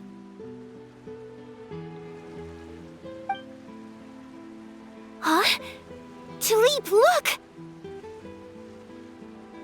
What is it? It's Mother's favorite, the rainbow rose. Look, it's blooming again.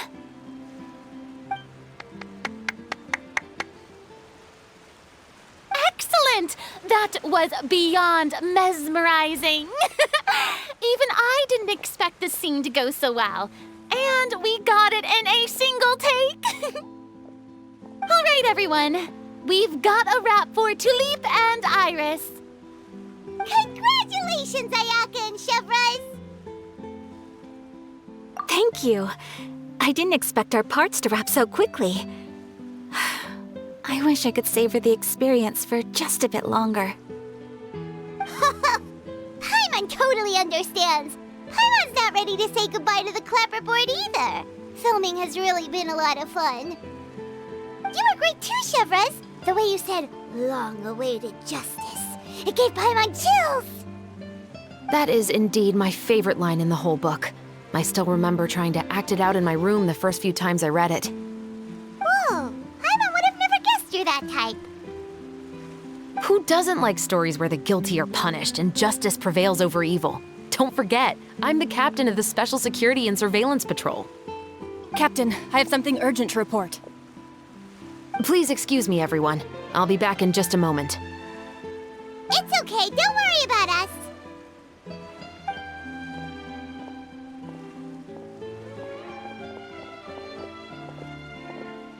Oh? Was she whisked away by work already? I was just about to tell her how great she did. It seemed like some urgent official business.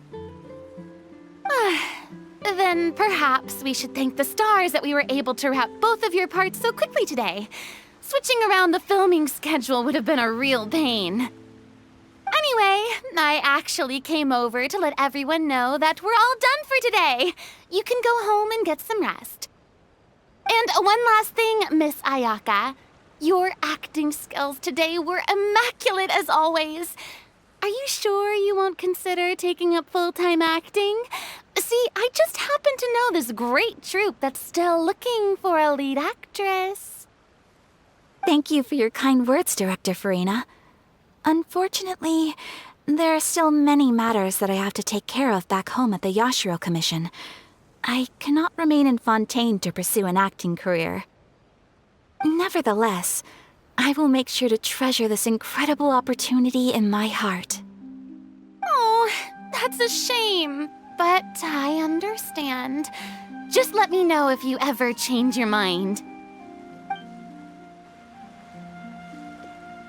I believe it's also about time for me to take my leave. But hopefully I'll see you on set over the next few days. Even though my part's wrapped, I'd still like to swing by and help out the crew. See you tomorrow, Traveler and Paimon. Yep, see you tomorrow! Well, what should we do next? Maybe we'll go investigate the case some more with Chevreuse today. Traveler, Paimon, please come with me. Huh? Where are we going? You could say that our ship has finally chanced upon one of those small, remote islands of intel.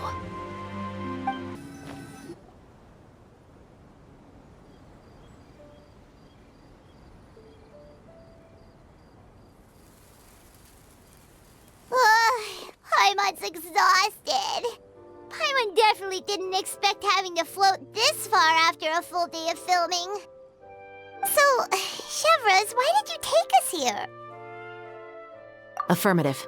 It wasn't anything conclusive, but it should show us a clear way forward. Have you ever heard of someone by the name of EMILIE? Oh, you mean that famous perfumer? She's a good friend of mine. She's lent me her aid several times in the past to resolve some difficult cases. After I discovered the rainbow rose at the scene of the murder, I sent it to her. After all, she's probably the foremost expert on flowers and scents in all of Fontaine. And then? There was nothing remarkable about the flower or the trace amounts of soil left on it. But according to EMILIE, the rainbow rose left by the killer was derived from a very rare cultivar. Huh. Paimon didn't know that there were different varieties of rainbow rose. Paimon just thought they grew everywhere in the wild. Flowers that are deliberately cultivated will always show some different features from those that bloom in the wild. We already knew that the rose left at the scene belonged to a special cultivar, but with EMILIE's expertise, we were able to pinpoint the place where it was first picked from. Oh, Paimon gets it now. So whoever first planted that rainbow rose was probably the killer. Precisely. And after we checked what we learned against some sales records from the past, we discovered that there's only one person in all of Fontaine who could grow and sell this specific cultivar. Really? And who is it? It's the novelist. But didn't you say he had an alibi? To be clear, I haven't changed my mind about him. I still don't think he was the one who pulled the trigger. However, that doesn't mean the true culprit never visited him at his home or never purchased a rainbow rose from his garden. Whatever the case, we will have to confirm a number of things with him. So you mean the next place we need to go is... Yes, we're going to pay him a visit at his home.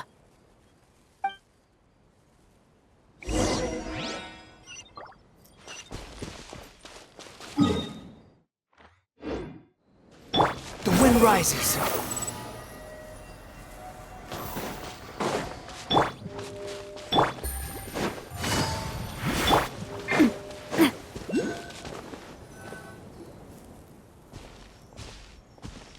That should be his house. There are so many WELKIN stationed around the place. That's pretty unusual, right?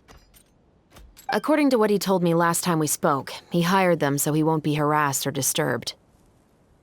Huh.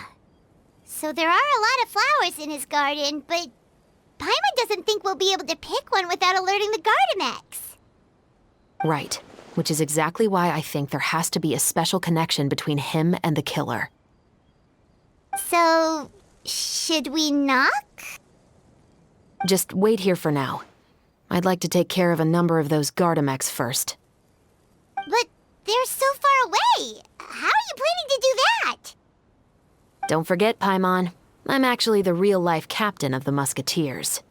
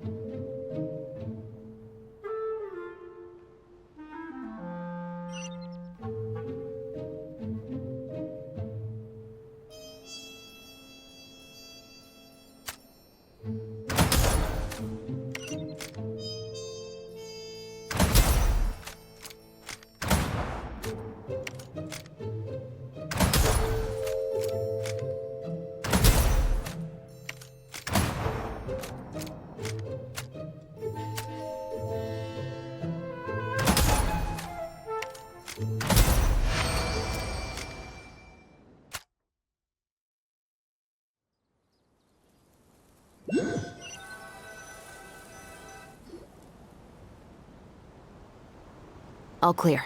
Let's go. Wait! Paimon's a little nervous now that we know he could be the killer. Can we go over our plan of action again? I'll go knock on the door and make sure it's safe inside. Once we're sure that we're in the clear, I'll ask him to come with us for a quick round of questioning at the guard's headquarters. But can't we just arrest him? We still have no evidence that he's the killer, or that he lent the killer any direct aid.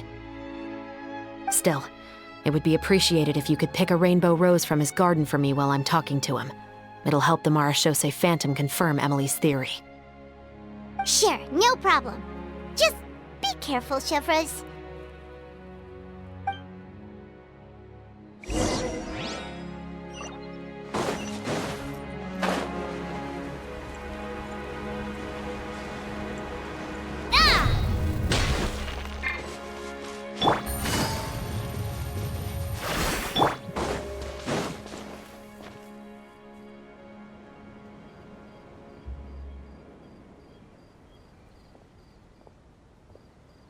Excuse me, Mr. Baptiste, are you home? Who could it be at this hour? Oh, it's you, Officer Chevreuse.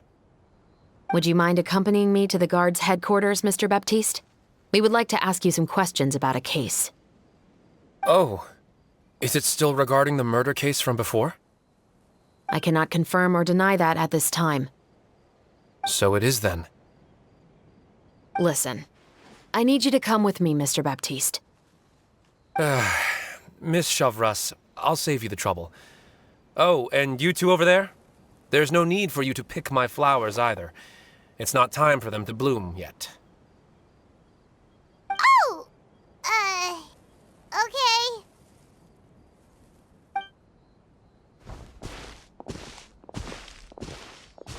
By saving me the trouble, you mean... I will confess. I was the killer. Huh? He just admitted he's guilty! Please relax, everyone. I'm not armed. The musket you're looking for has been buried in my backyard. Then it's my responsibility to inform you, Mr. Baptiste, that everything you say right now will be used as evidence for the inevitable trial. Yes, I am perfectly aware of that. I must say, I hate this feeling. Oh? Is it because I confessed? Or because you've been proven wrong? Both, I suppose. For the same reason as the one I wrote out in my novel, of course. I did it to exact revenge. I know you haven't figured out the link between the two of us. Had you done so, I'd have been taken away to the headquarters a long time ago. But that won't stop me from always remembering his grotesque face.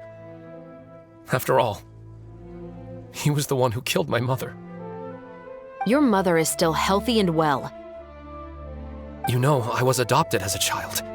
I was referring to my birth mother.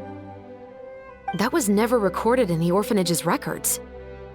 Please forgive a 6-year-old child for concocting some lies to protect himself after watching his mother die right in front of him. So, your novel, it was like a record of your life? No, of course not. It was a work of fiction with many embellished parts. But I am indeed the illegitimate son of a wealthy and influential man who abused his power to murder my mother. That part was 100% real. But the man you killed didn't have a Mora to his name. He was a hired assassin. An irredeemable beast who sank his fangs into a defenseless woman just for a few bags of Mora. But if that's really the truth, you wouldn't be telling us any of this now. You still haven't managed to take revenge against your father, the true mastermind behind it all. I never thought I'd hear that kind of thing from the captain of the Special Security and Surveillance Patrol. I'm simply skeptical about your motives. It's simple, really. I've grown tired of everything and don't want to shoulder this burden anymore. You may have considered me too soft to pull the trigger. Well, as it turns out, you are exactly right. I've become overwhelmed by the aftermath of the murder. So you're going to call a stop to your revenge, just like that? The true mastermind is too rich and too powerful for me. I've accepted that I will never be able to avenge my mother alone. And so what? The characters in your book never gave up. Now, Officer Chevreuse, I'm the one who has killed a man, aren't I? Are you trying to convince me to commit another crime? What's your father's name? How do you plan to prove the veracity of all of your claims? Well, I'd like to speak with you privately. Sure. Why don't we speak privately at the guard's headquarters? No, it has to be here. I must ensure that we won't be overheard. Fine. Let's talk here. When I said won't be overheard, I meant by anyone. I would like to speak with you and you alone.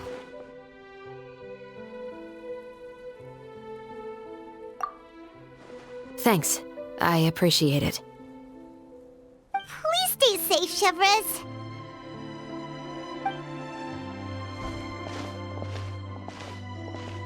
All right. Let's hear it.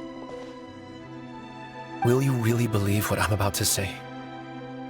Well, that depends on what you're going to tell me. Fair enough. Fair enough. Then listen closely.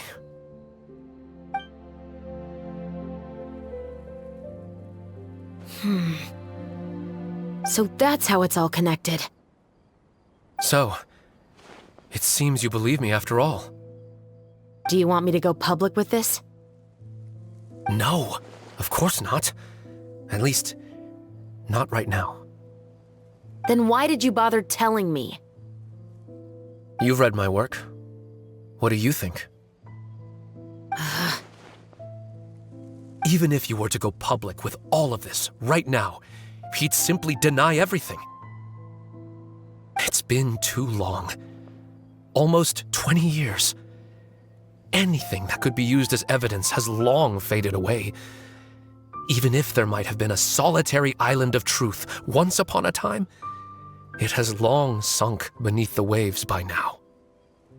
Justice will never find him. Not if you don't try. I know that as the captain of the Special Security and Surveillance Patrol, you will always stand on the side of justice. But do you really think a cushy life in prison really constitutes justice for him? I bet he could lead an extremely comfortable life in the fortress of Meripede. What are you trying to say? I've been observing you from a distance. Your portrayal of the Musketeer was exquisite. Pull the trigger of justice against him. Let the villain get what he deserves. You want me to let you go so you may complete your revenge? No, Officer Chevreuse. I know that would be impossible. No. What I'd like is for you to perform the deed on my behalf.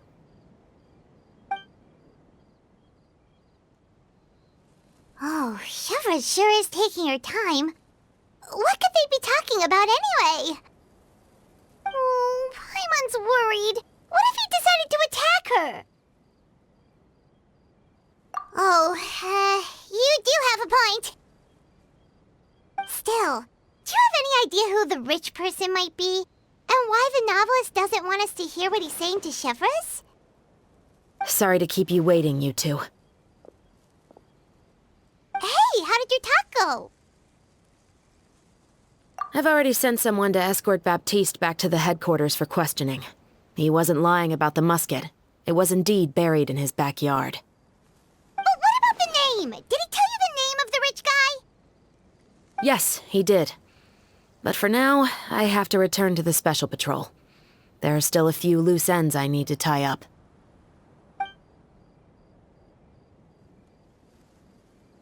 I'll probably be quite busy over the next few days, so apologies if you don't see me on set. All right, Paimon understands if you can't tell us everything you know. We'll just keep an eye on the Steambird then. Actually, there's still something else I need your help with.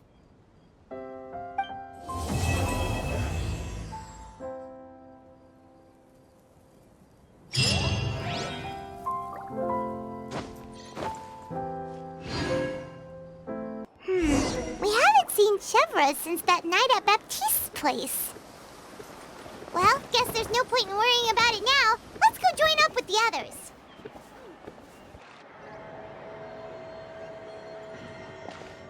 Good morning! Ayaka and I were just talking about you. Is Chevreuse still not joining us today? Probably not. We haven't seen her either. Huh? That's such a pity. Director Furina said that we've only got a few small scenes left before wrapping up the entire thing. She even said that she'll get me into a couple scenes, so everyone will have a chance to shine in front of the camera. We were also planning on having a victory feast once we're all finished filming. You can join us, right? If only Chevreuse was here. I still haven't taken a photo with her. I'm afraid that can't be helped. Those special patrol folks are like phantoms when they've got a case on their hands. But to be honest, I'm even more concerned by what I read in the Steambird earlier this morning. It said that the killer in the murder case was none other than the author of the 2 Musketeers. Oh yeah, I heard about that too. He came forward and confessed his crimes, but gave no explanation as to why he pulled the trigger. We didn't know about this case at all when we joined the film. Is it going to affect the reception of our work? From a pure publicity standpoint, this will draw a lot more attention to our film.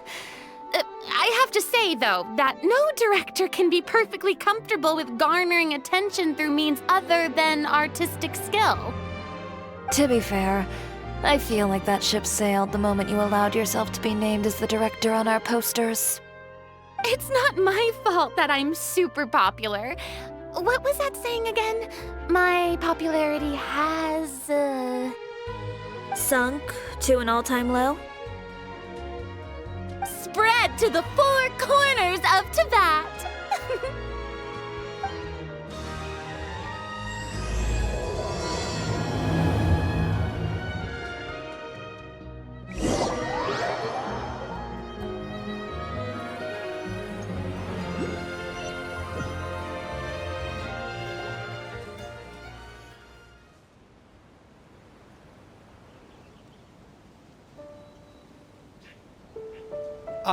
Excuse me, everyone.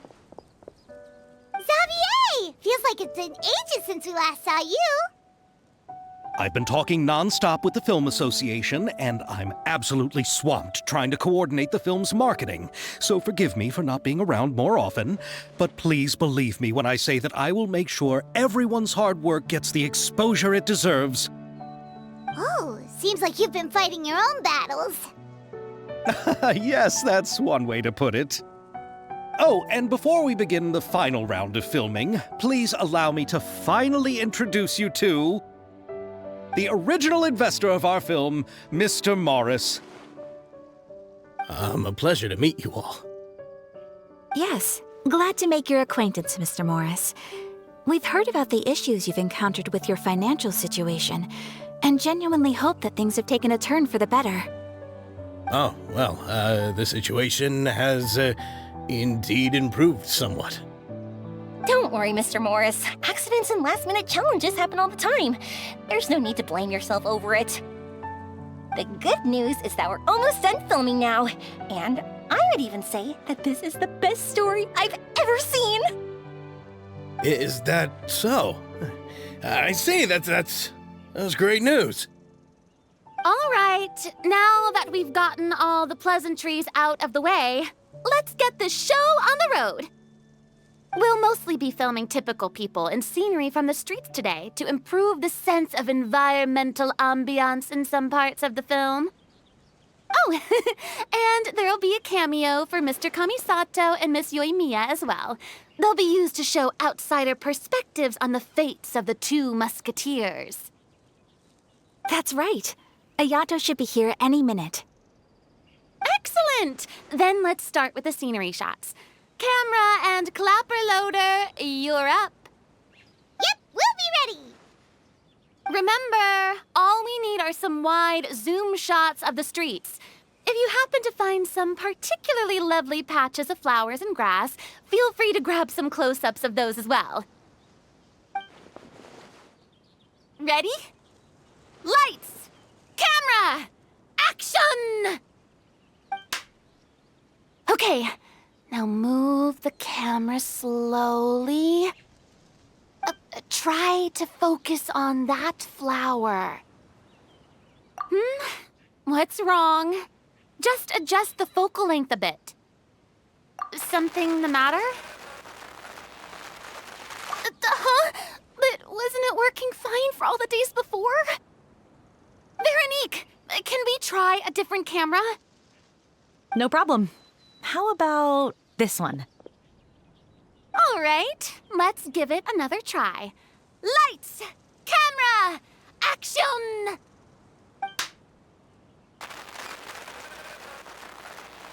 Don't tell me. This one is broken too? Veronique, do we have any other spare ones we can use? I'm afraid we only brought these two today. What? Then go find a workshop to get them repaired right away. Oh, and you too, Bono. Go find our spare camera in the warehouse and bring it back to the set. On it. Greetings, everyone. My apologies for the delay.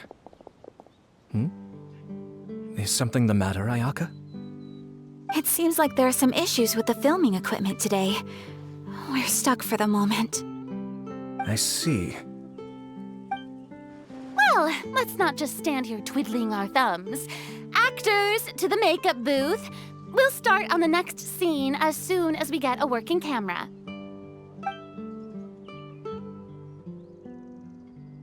The people at the workshop told me that the part which holds the lens in place seemed to have fallen off. That's super strange. It was perfectly fine just yesterday. Well, no time to dwell on that now. Let's get back to filming. Ahem! Quiet on set! Places, everyone! Lights! Camera! Action! By the way, have you heard about that recent murder case? Yes, I have. It seems that they've caused quite the commotion in the city.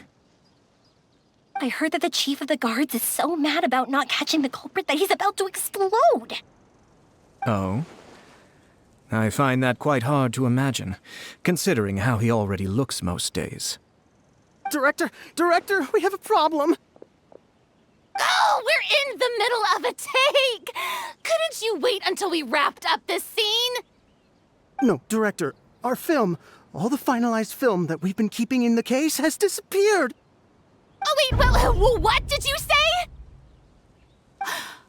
Mr. Bono, please take me to where the film was kept right away. I'm coming too. No, Yoimiya, you have to stay here. Oh. Okay, listen up. Everyone who's not working on this current scene can go with Bono to look for the film. Everyone else, stay put and wrap up the scene. Unbelievable. How could all these problems happen in just one day?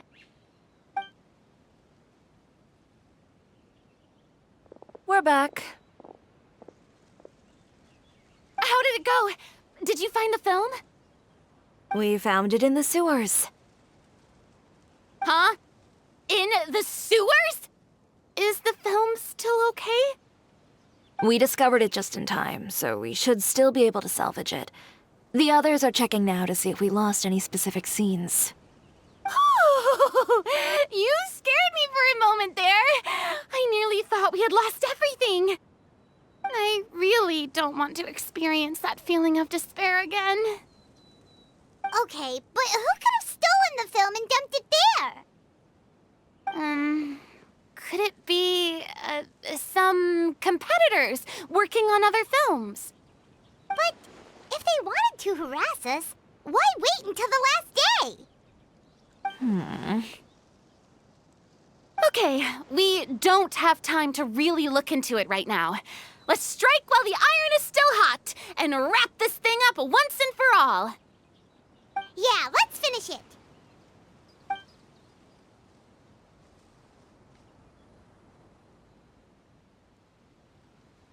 I would like to officially announce that our entry to the festival, The Two Musketeers, has now concluded filming! Paimon is spent. It's so late already. Even though the filming process proved to be extremely challenging, everyone provided valuable and unique contributions to the final product. Thank you all for your dedication and support. And just like Director Furina, I would also like to extend my most heartfelt thanks to all of you. Really, you've all helped me so much. All right, let's save the awards speech for later, and hopefully also get some rehearsals in before the real thing. Anyway, now it's time to party! Let's all make our way to the beach and have a celebration feast so loud and fun that even the blubber beast will want in. Party, party! Paimon wants to party! Whoa, this place is hopping. Everyone's finally getting to relax after wrapping up the film. Let's go chat with someone. Have you ever seen a fireworks show, Mr. Morris? It's pretty amazing. I'm afraid I haven't, but I'll take your word for it.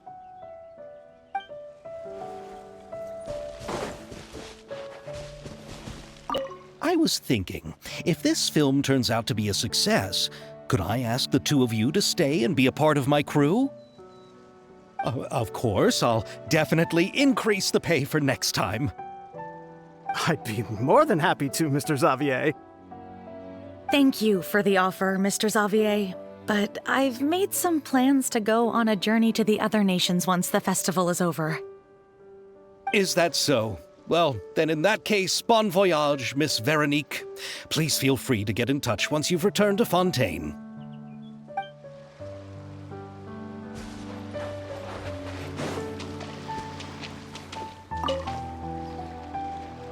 Hey, Ayato! How's your work been going? Everything went rather smoothly. Thank you for your concern. Ayato told me that we've already confirmed the dates for some Inazuma Fontaine cultural exchange events. So the next time we visit, we'll be doing so in our capacities as the representatives of the Yashiro Commission. Oh, that's great! Then maybe Paimon will be able to find Fontaine detective novels in Inazuma from now on! Oh, wait. Wouldn't Yoimiya get upset if that happens? That would be stealing some of her business. You've got a point. She's always complaining that light novels have become bland and too predictable after all. The cultural exchange won't only feature literatures of both nations, of course.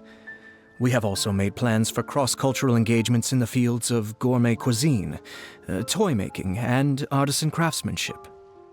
Wow! Paimon's getting super excited now! When the time comes, be sure to visit and participate in all the events.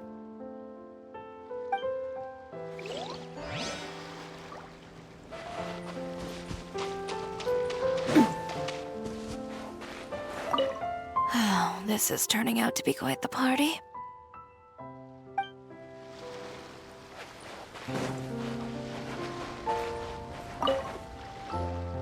Furina! Oh, my darling clapper loader and camera operator. both worked really hard. Paimon thinks you worked even harder than us. Honestly, Paimon was getting a little tired of playing with the clapperboard by the end of it. Worst of all, Paimon started having dreams of you shouting, "Lights, camera, action!" into Paimon's ears. The actual dream can't even start until you've yelled that.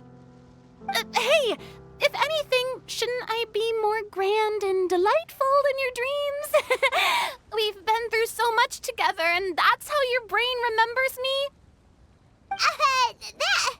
That's not Paimon's fault. We've just used the clapperboard too much lately. Anyway, what's most important is that we've wrapped the film. I'm pretty confident that we'll take first prize. Hey, no need to mention the official name. Wait, now that you mention it, if we did win the prize, would Furina just get a statue of herself? Come on, I don't need that kind of attention. XAVIER can accept the reward on our behalf. But just imagine! Furina accepting the Furina Award and holding a Furina statue. I'm going back to my dessert now. You all can keep discussing that on your own.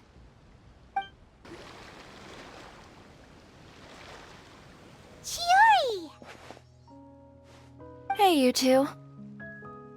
Are you not really into these kinds of big social occasions? Not particularly. But this is still better than Fontaine Fashion Week. But if this film becomes a big hit, people will definitely come flocking to your shop. Yes, that's highly likely. As long as the film can premiere as planned. Are you still worried about the case? That and all the obstacles we had to face today. You're right. It's as if all our bad luck just manifested at once. But why today of all days? No, it's nothing. We've already delivered the film to the editors, so there should be nothing more to worry about. How are you doing, Mr. Morris? You having a good time? Well, you could say that. Do you happen to know when the party is scheduled to end? Judging by how much fun everyone's having, I'd say probably not until well after midnight. Is there something that you still have to take care of at home, Mr. Morris? Oh, well, I'm just not a late-night person, so I might take off shortly. Oh, no! Silly me. I almost forgot something super important. Oh, what is it? I prepared a whole batch of fireworks for the party, but I forgot to bring them over from the warehouse. Fireworks, you say? Well, that's, truly a pity. Sorry things didn't go as planned. Could you help me carry them over, Mr. Morris? I won't be able to fetch all of them by myself. Me? Are you sure that you can't find anyone else? I just wanted to make this surprise for everyone. The warehouse isn't far from here. We'll be there in no time. Pretty please, Mr. Morris. These are some of the best fireworks I've ever made. So I also want you to see them before you leave. They're stunning. I promise that they'll be a once-in-a-lifetime experience that you'll never forget. But... It's okay. Just come with me. If we're sneaky enough, nobody else will see us leaving. All right. The warehouse is right over here. I moved the fireworks there in advance, so it shouldn't be too much work bringing them back. It's still a ways away from the party. Shh!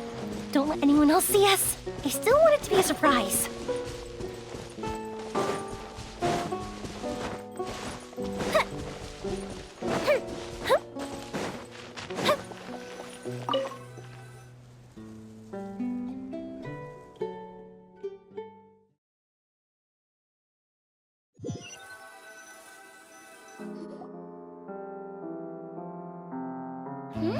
It's dark in here. Wait here, Mr. Morris. I think the light switch should be somewhere over here. Why did I have to get roped into this? What was that?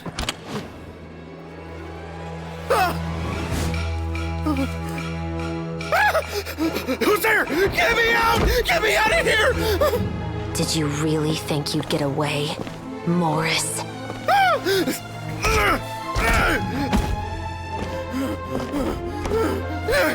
You've got the wrong guy! It wasn't me! I'm not the killer! You know, Eliza died a far more heroic death than this. She fought your assassin to the end, to save the children she had hidden beneath the floorboards.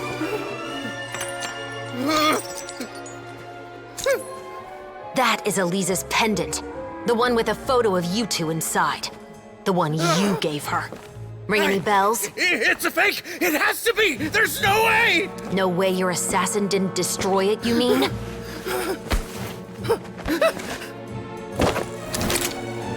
Did you ever love her, Morris? Or was killing her always the plan? No, please. Listen to me. I told Eliza to keep us a secret. I paid her plenty for her silence. I never thought she'd keep the child. Everything was gonna come out, and I had no choice. She'd force my hand. No! I'm begging you. I have money. Just name your price, please. You can keep your Mora, and you can go to hell.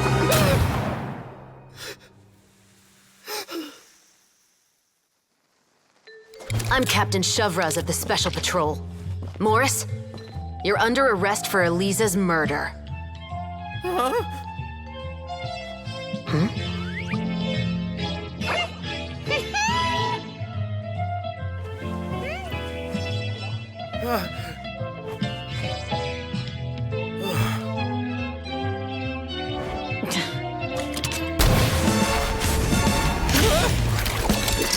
You're under arrest too, prop manager Veronique. Or perhaps I should call you the Second Musketeer.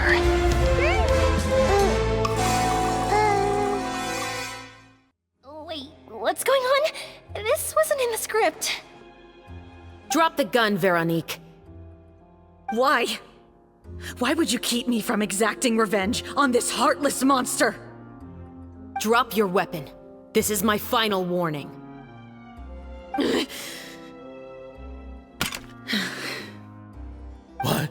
What is going on? Do I have to spell it out for you, Morris? Everything that took place just now was staged to get you to confess the truth. But this last part is all improv, of course.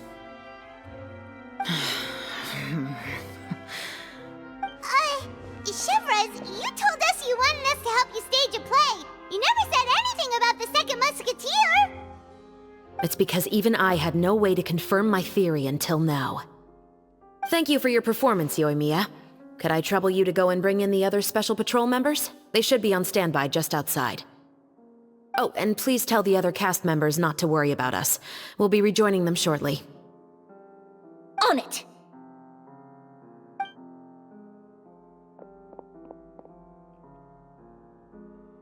So what do you think, Morris? Care to talk about what happened 20 years ago? My patience is limited, you know. Don't force me to take you back to the interrogation room. I'd wager that you wouldn't last for more than a minute in there.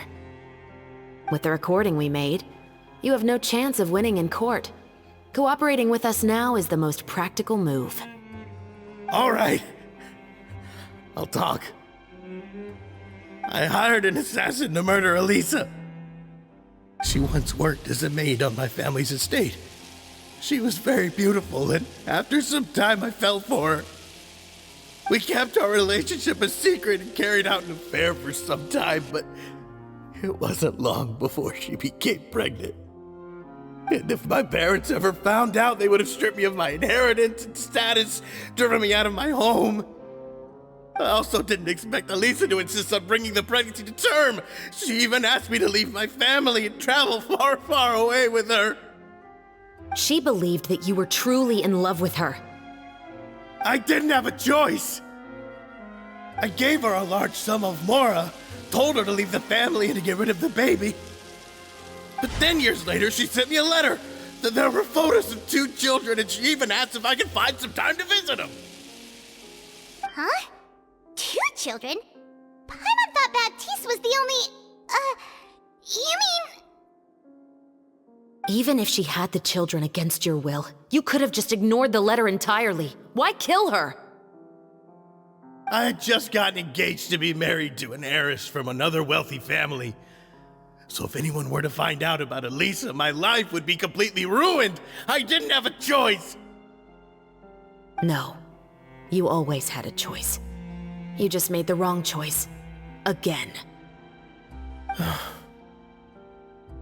Do you know how it feels to watch your mother be killed right in front of you? My brother and I were hardly even school age yet. We were hidden beneath the floorboards, grasping each other's hands like a lifeline. We were so terrified that we didn't even know we could ever take a breath. All we could do was to watch Mother try to fight back, and then collapse to the floor.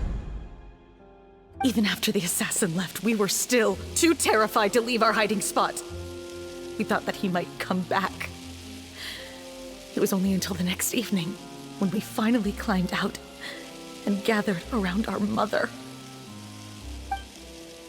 But she had already become cold and stiff to the touch. You made up your mind right then and there to bring this case to light. Not only that, we resolved to get our revenge. And that's why you became the Musketeers. No, that's why I became a Musketeer. The man from before was also killed by me. My brother had nothing to do with it. I figured as much. You did? I once told these two that he didn't look like a killer to me. His confession from that night also rubbed me the wrong way. I think what really tipped me off was, how could I not feel a sense of regret in him? Huh? He confessed faster than any criminal I've ever met, but he didn't say a single word about you. He insisted that he was the sole perpetrator in the case. But after the questioning ended, I disassembled the musket we dug up from his backyard, put it in front of him, and told him to reassemble it. Wanna guess how far he got? He had no idea where to even start. He's never touched a gun in his life. Based on that, I determined that he was not acting alone. He only surrendered himself to draw our attention and create a moment of opportunity for his partner. So, I decided to play along. And as expected, the Second Musketeer followed us without hesitation once she saw Morris get separated from the rest of the cast. Besides, why else would he call the novel The Two Musketeers? But how did you know it was Veronique? I figured it out the moment Baptiste told me his father's name. That so-called financial crisis was all just a ruse. He just wanted to sign up as the investor and then leave the film without any source of funding. After all, he has a vested interest in minimizing the reach of this story. It's really just the same thing as what he did to Elisa all those years ago. Human scum. But then XAVIER pulled out all the stops and got the film made against all odds. Morris couldn't have that. With the killer in custody, he figured it was safe to act. And so he came to visit the set today, just as I expected. Wait, so you were behind all those mishaps today? As for the identity of the Second Musketeer, I assumed they'd probably stay close to Morris and look for an opening. And if they already knew that Morris was the film's investor, then that narrowed the list of potential suspects as well. Furthermore, being the props manager would allow the culprit to avoid scrutiny by purchasing mechanical parts in the name of the crew. With that hypothesis in mind, I went back to check Baptiste's orphanage adoption records.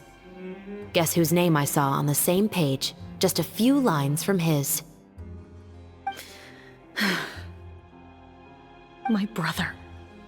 He trusted you. As in, he trusted me to perform the deed on his behalf? He trusted you to stand on the side of justice. I am. I thought you could do it as well. Oh, the look on your face when you told him to go to hell. I really thought you'd put a bullet in his brain. You know what he has done. Are you telling me that you'd rather see him spend the rest of his life living like a king in the fortress of Meropide? I will never be able to forget the feeling of my mother's cold, lifeless hands. And you would call this ending fair? Is this what you call justice? I won't lie, Veronique. I did hesitate when your brother first told me about the truth. I wondered. I agonized over whether I should really put a bullet in his head. So why don't you? Because that should never be how justice is carried out in this world. Perhaps, to you, justice is simply reciprocated. An eye for an eye, and a life for a life. But everyone has their own understanding of justice. If everyone were to pursue their own definition of it, there would be no more order in this world. Today, you'll kill Morris, and tomorrow, his children may come for you. The world cannot render judgments based on a desire for revenge. That will only lead to a cycle of revenge, as well as the destruction of order and civilized society. Fontaine is founded on a set of laws and a standardized code of justice. That is why we are the nation of justice. But with all that said, I will promise you this. Morris will not lead a cushy life in the fortress of Meropide. Chevreuse, the rest of the special patrol is here. Thank you so much, Yoimiya. Letelier, Terena, please take them away.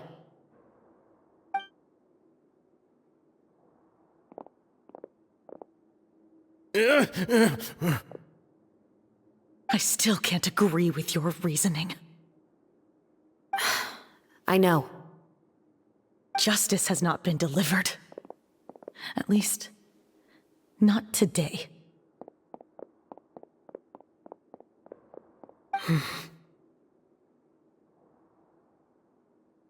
Chevreuse. Let's go. We should give an explanation to the crew. Thank you for your concern. I'm fine. I'm just thinking about the things in life that have driven people to take justice into their own hands.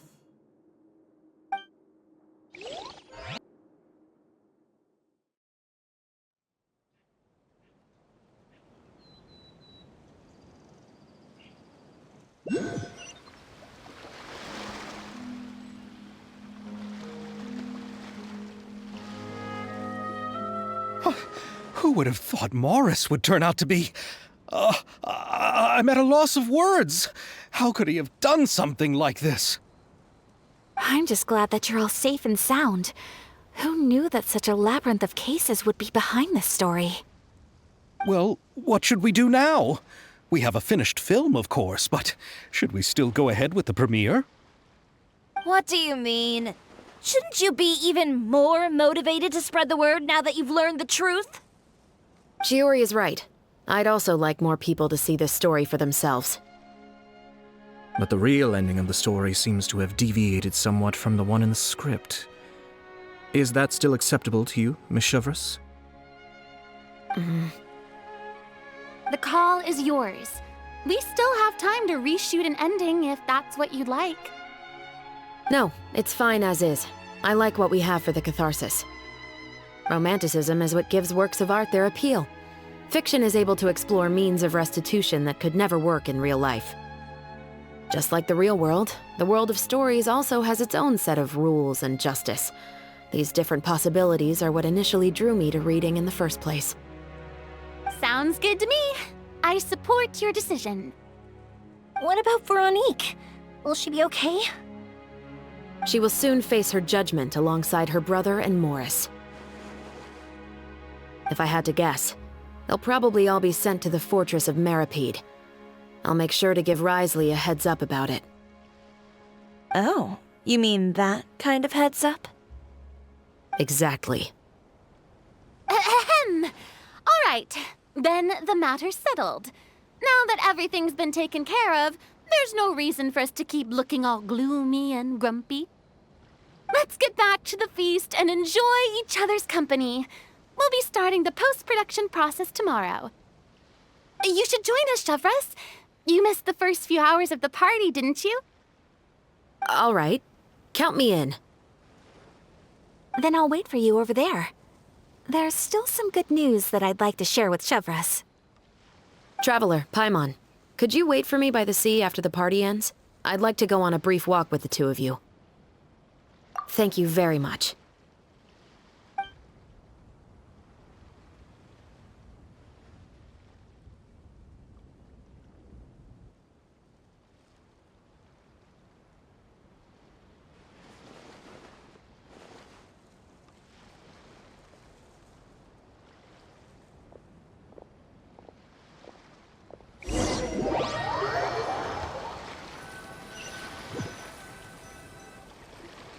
Sorry for the wait.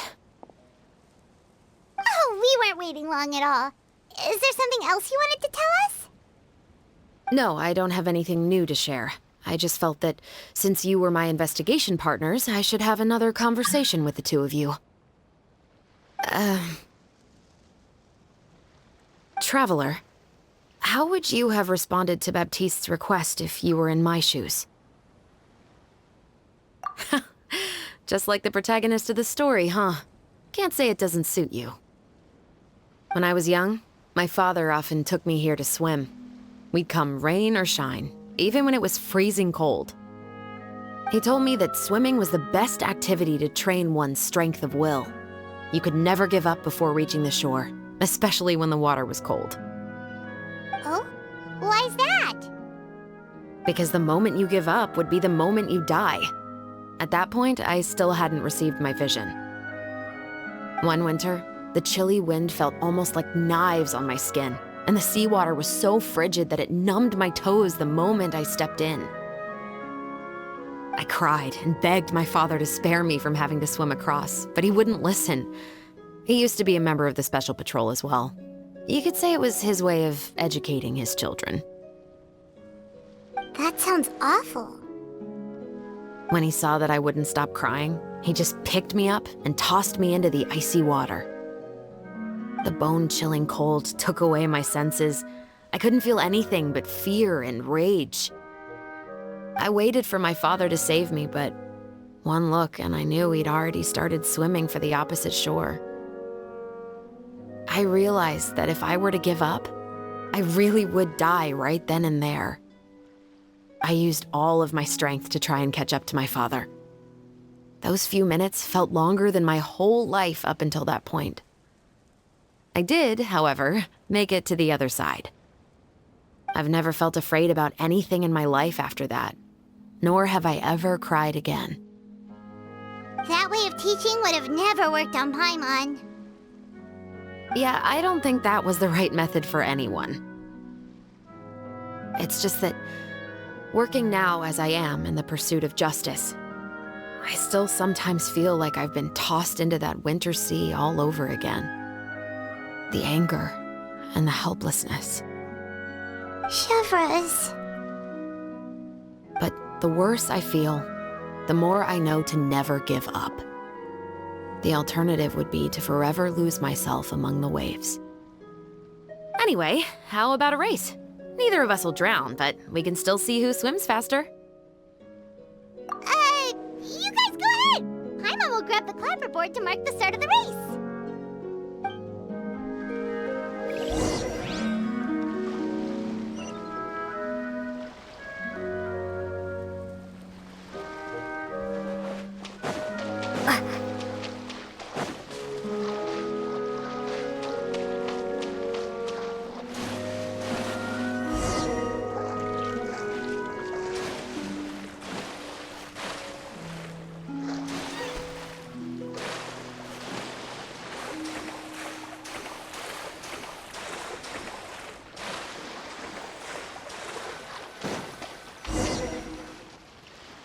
Whoa, that felt good.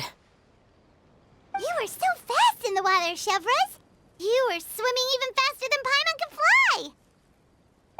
So, about the Special Patrol, did you join because of your dad? Partly. but I'd say I was more inspired by the heroes I read about in stories growing up. Oh, so it's due to your love of stories. Of course, it was only after I joined the Special Patrol that I learned that truth is often stranger than fiction. Come on, let's walk a bit more.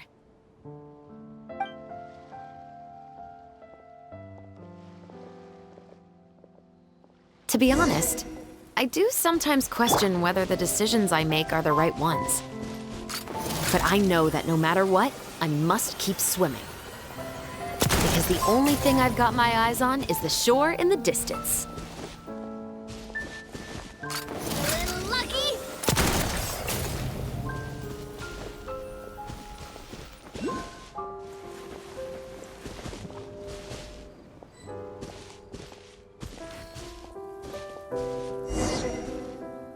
Thank you for coming on this walk with me.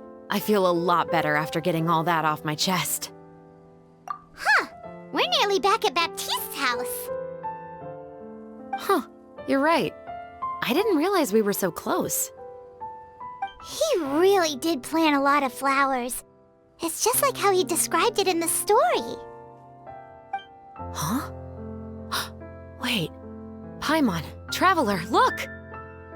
The rainbow roses in the garden. They're in full bloom now.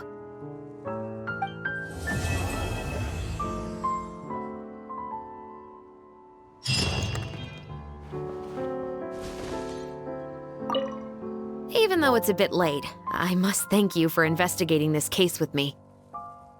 Not on behalf of the Special Patrol this time. It's a personal expression of gratitude from yours truly. Oh, you want to hear more about my father? To be honest, I didn't spend that much time with him. He was always busy with the Special Patrol, so he would often return home really late at night. Some nights, he didn't come home at all. Once, he didn't come home for a long time, maybe a whole week or so. When I went out to buy food, I learned that he had become a criminal, and by extension, that made me a criminal's daughter. But we can talk about that another day. I actually have a lot of sympathy for Veronique and Baptiste. I can understand the hatred they feel for their father. But that doesn't mean I'll allow them to walk the path of evil, even if it might lead to another sense of justice. Films are different from the real world. They're a form of art and represent the wishes in people's hearts. I adore the two Musketeers, and I'm very happy to have had the opportunity to act the role as one. I can't wait to catch the film when it premieres in the Opera House. I'm looking forward to seeing the audience's reaction to the climactic ending. Thank you for looking out for me. I'll see you at the award ceremony. I'd be very surprised if we don't win.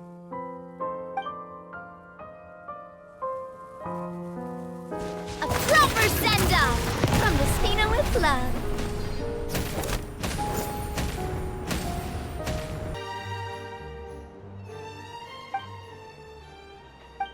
Xavier, it's been a while. Hey there, you two! Sorry I've been scarce. I've been buried in marketing and preparing the film for release ever since we wrapped post-production. The award ceremony is today, right? Paimon wonders if we'll win the Furina award. I'd give it a 90% chance. Furina! Oh, Paimon didn't know you were already here. You're earlier than everyone else. I'm sure the others will also be here in no time. Xavier, if we end up getting called on stage, shouldn't you come up with a name for our crew? What? But we don't even know if we're going to win. I wouldn't want to jinx our chances by celebrating early. Just open your eyes! Surely you've seen the audience's reactions to our film. We've had nothing but critical acclaim. You've also had conversations with the Opera House's operating staff, right? Didn't they want to increase the number of showings? With the mora you've made from the box office, you can now open your very own film company. But that's all credit to my amazing crew. You've all helped to make this a reality, so I can't be the only one asked to come up with a name. Well, give it some thought. I'm sure the crew will respect your choice. All right, but before that, Traveler and Paimon, could I trouble you to quickly pay a visit to the Fortress of Meripede? Huh? But shouldn't we stay for the award ceremony? I wanted to ask you two to invite Chevreuse to join us at the ceremony. She's one of the lead roles, after all. I haven't been able to find her recently, so I haven't had the chance to invite her personally. According to the papers, the culprits of the Musket murder case will be personally escorted today by the captain of the Special Patrol to the Fortress of Meripede. Oh, Paimon gets it now. Yep, just wait here, Xavier, and maybe try to come up with a few snappy-sounding names. All right, then I'll leave you to it. Will we really win an award? Trust me. When have I ever been wrong about something like this? This is as far as I'll be taking them. I'll leave the three of them to you now. Got another errand to run? Something like that. I'm expected at a party. Now that's something you don't hear every day. Found a new pastime? No, it's just a special occasion. Chevreuse! Wriothesley! Festivals really do bring people together. It's been a while since I last had so many visitors at the Fortress of Meripede. Call it the festival spirit, I guess. Yeah, you could say that. Even our head nurse has gotten herself all worked up preparing super deluxe nutritious shakes. Just one gulp and you'll have met all your nutrition needs. Were you talking about work just now? We've already finished discussing everything. So, what do you think about my heads up, Mr. Wriothesley? I believe I haven't yet made any promises or guarantees. But you also didn't shoot me down. Here, how about this? You could give everyone a copy of the newspaper. Perhaps on the day when the cover story happens to, oh, I don't know, expose a certain someone's misdeeds from 20 years ago? I suppose then a certain someone may soon find himself the most unlucky person in the Fortress of Meripede? While another two people will soon be hailed as heroes. Speaking of heroes, did you two need something from me? Actually, we're here for... You're here to invite me to the party, right? Don't worry, I didn't forget. Ooh, then let's head back right away! See you, Wriothesley! Happy Fontaine Festival! And the same to you.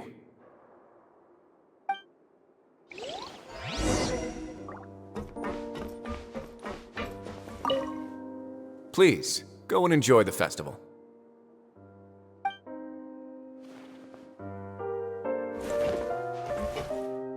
And the winner of the Furina Award for the first Fontaine Film Festival is... the Two Musketeers!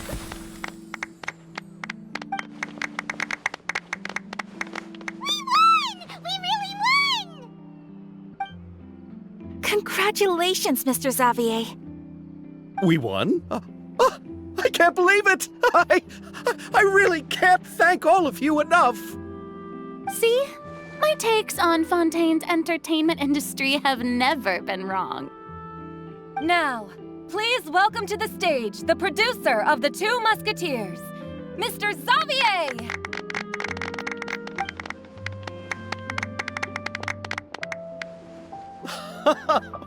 Thank you! Thank you all so much for your recognition and support. While I'm up here, I would love to give special thanks to... Time really flies, huh? It certainly feels that way. It feels like it was only yesterday when you were teaching me to hold a musket. Will you come back to Fontaine again? Of course! I'm very fond of this city. There are so many novel and interesting things that it's been hard to keep track of them all. But how about you? Would you be interested in visiting Inazuma? I can't say the thought has crossed my mind before, but I'd be willing to consider it now. I will be eagerly awaiting your visit. It would be wonderful if you could visit my home and enjoy a taste of our tea and desserts. Yeah, let's keep in touch. Did you accomplish all you came here for? Yes. And you should visit Inazuma again sometime. How has Ogura and her business been? To my knowledge, she's doing quite well. Tell her I said hi. I certainly will. I heard the thunderstorm has stopped. Yes, and the war has also been brought to an end. Peace and prosperity has returned to the islands. I quite like the sound of that. Perfect for hanging textiles out to dry. I'd like to offer my thanks again to the entire cast and crew. Without you, I would have never completed this film, much less had the opportunity to be standing on this stage. With the support of my entire crew, I would like to officially announce our film company, Musketeer Pictures! Woohoo! That has a really nice ring to it. Then in that case, let's please welcome all the members of Musketeer Pictures onto the stage for a commemorative photo. Oh, Paimon didn't know we'd also be taking pictures. Director Furina, I believe you are the most deserving person to raise this trophy. No. There's no need. It's so embarrassing. It's an honor the director deserves. Yes, I agree. Just accept that you're not getting out of this. Ready, everyone? 3, 2, 1. Musketeer Pictures!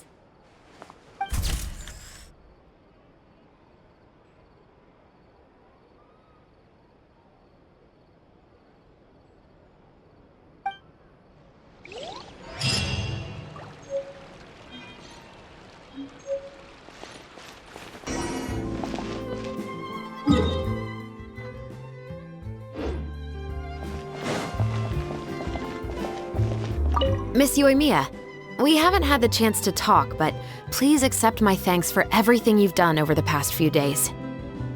Oh, but I feel like I didn't do anything out of the ordinary. I'm very grateful for your assistance during that special performance in the warehouse. It was always going to be somewhat risky to engage and draw away Morris all on your own. You're only a civilian and have never been trained to act in such a dangerous situation. Don't say it like that. As the director's assistant, it was my duty to help out the crew however I could. It was an honor to help you solve the case. I have to admit, though, my heart was thumping super hard the entire time I was laying on the ground. I was scared that everyone would notice. You did great. Oh, and before I forget, if you ever visit Inazuma, please come and pay a visit to Naganohara Fireworks. I'll make some fireworks for you. I even know what shape we'd make. I'm guessing a musket. Telling you now would ruin the surprise. If you really want to see it, just come and visit me.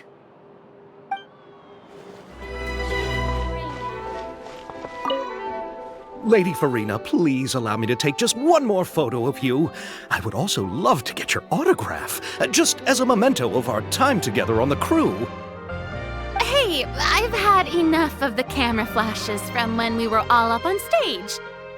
But, Lady Furina, you are the best director I've ever met! The most photogenic maiden in all of Fontaine! This kind of lively and celebratory setting is exactly where you shine. I believe all photographers would agree.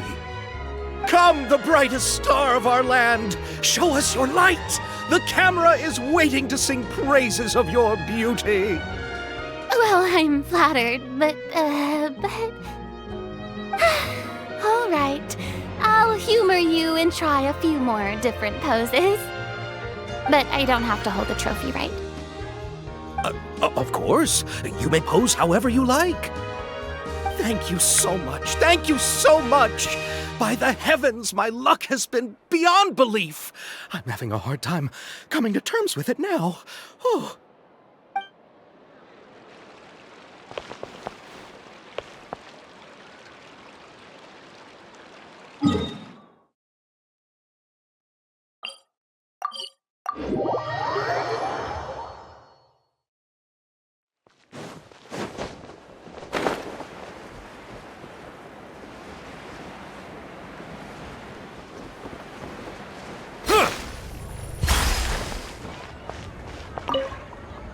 Oh, I didn't expect to meet you here. I've been told that this is a beverage called Fanta. I quite like its unique taste. The slogan, a font of refreshment, is rather catchy as well. I'm starting to wonder if I could incorporate it into our cultural exchange initiative. What would happen if we were to add some sprigs of mint into Fanta? I believe this is an idea worth testing. Or perhaps we could even take it one step further and mix in an equal amount of milk tea medley. But for some reason, I suspect that experiment wouldn't turn out well. Thanks to you, the film was successfully completed and the Yashiro Commission secured a collaboration project with the Palais Mermonia. If another opportunity was to arise in the future, perhaps I should take on the chance to act as the protagonist. Or perhaps you think the role of villain would fit me better. Thank you for the well wishes. I will take good care of Ayaka and Yoimiya. I would like to wish you safe travels on your next journey as well.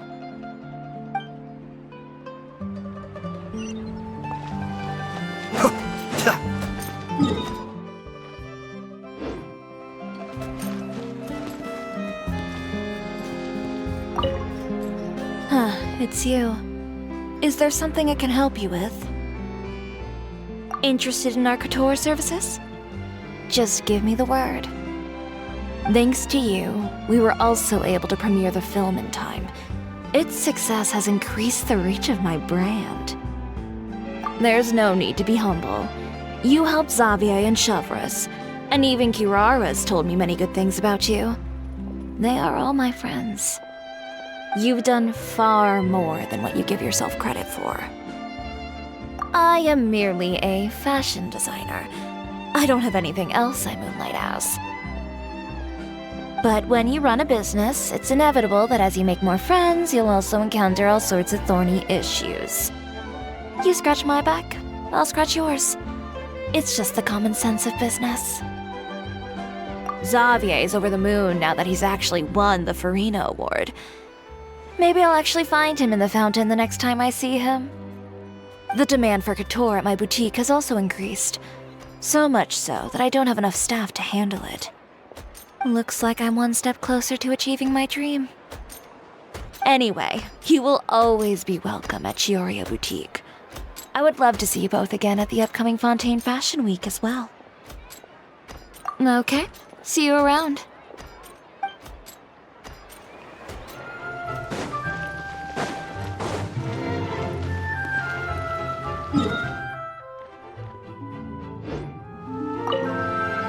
I'm so glad we were able to complete the film. Thanks for taking care of me while I was here. Really? Thank you. At first, I simply tried to work hard out of a desire to not become a burden to the crew. It would have been so embarrassing if the filming had to stop to accommodate my lack of skills. But Director Furina was both patient and knowledgeable, and Chevreuse and Elaine taught me a lot about the scenes and details. It was all thanks to their help that I was able to grow comfortable with the role. And even with all of that said, I still got a little flustered with praise, especially since everyone, including you, were complimenting me at the end. Yes, I visited many places with Yoimiya in between the filming sessions. The elegant streets, the beautiful flowers and greenery, and the dreamlike underwater world. Everything I saw will shine like stars in my memories. It also brings me joy to think that perhaps you've marveled at those exact wonders as well. It's nothing at all. I don't often have the opportunity to wander out into the world like this. Not only did I make many new friends during this trip, I also picked up many new skills from everyone around me. I will cherish this experience greatly. Oh, and I'm also going to bring some conch madeleines back to the Yashiro Commission as a gift.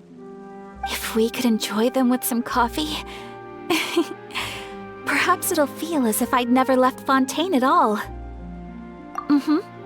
Thank you for looking out for me. Please do take care of yourself during your adventures as well. If the stars align, We'll see each other in Inazuma again.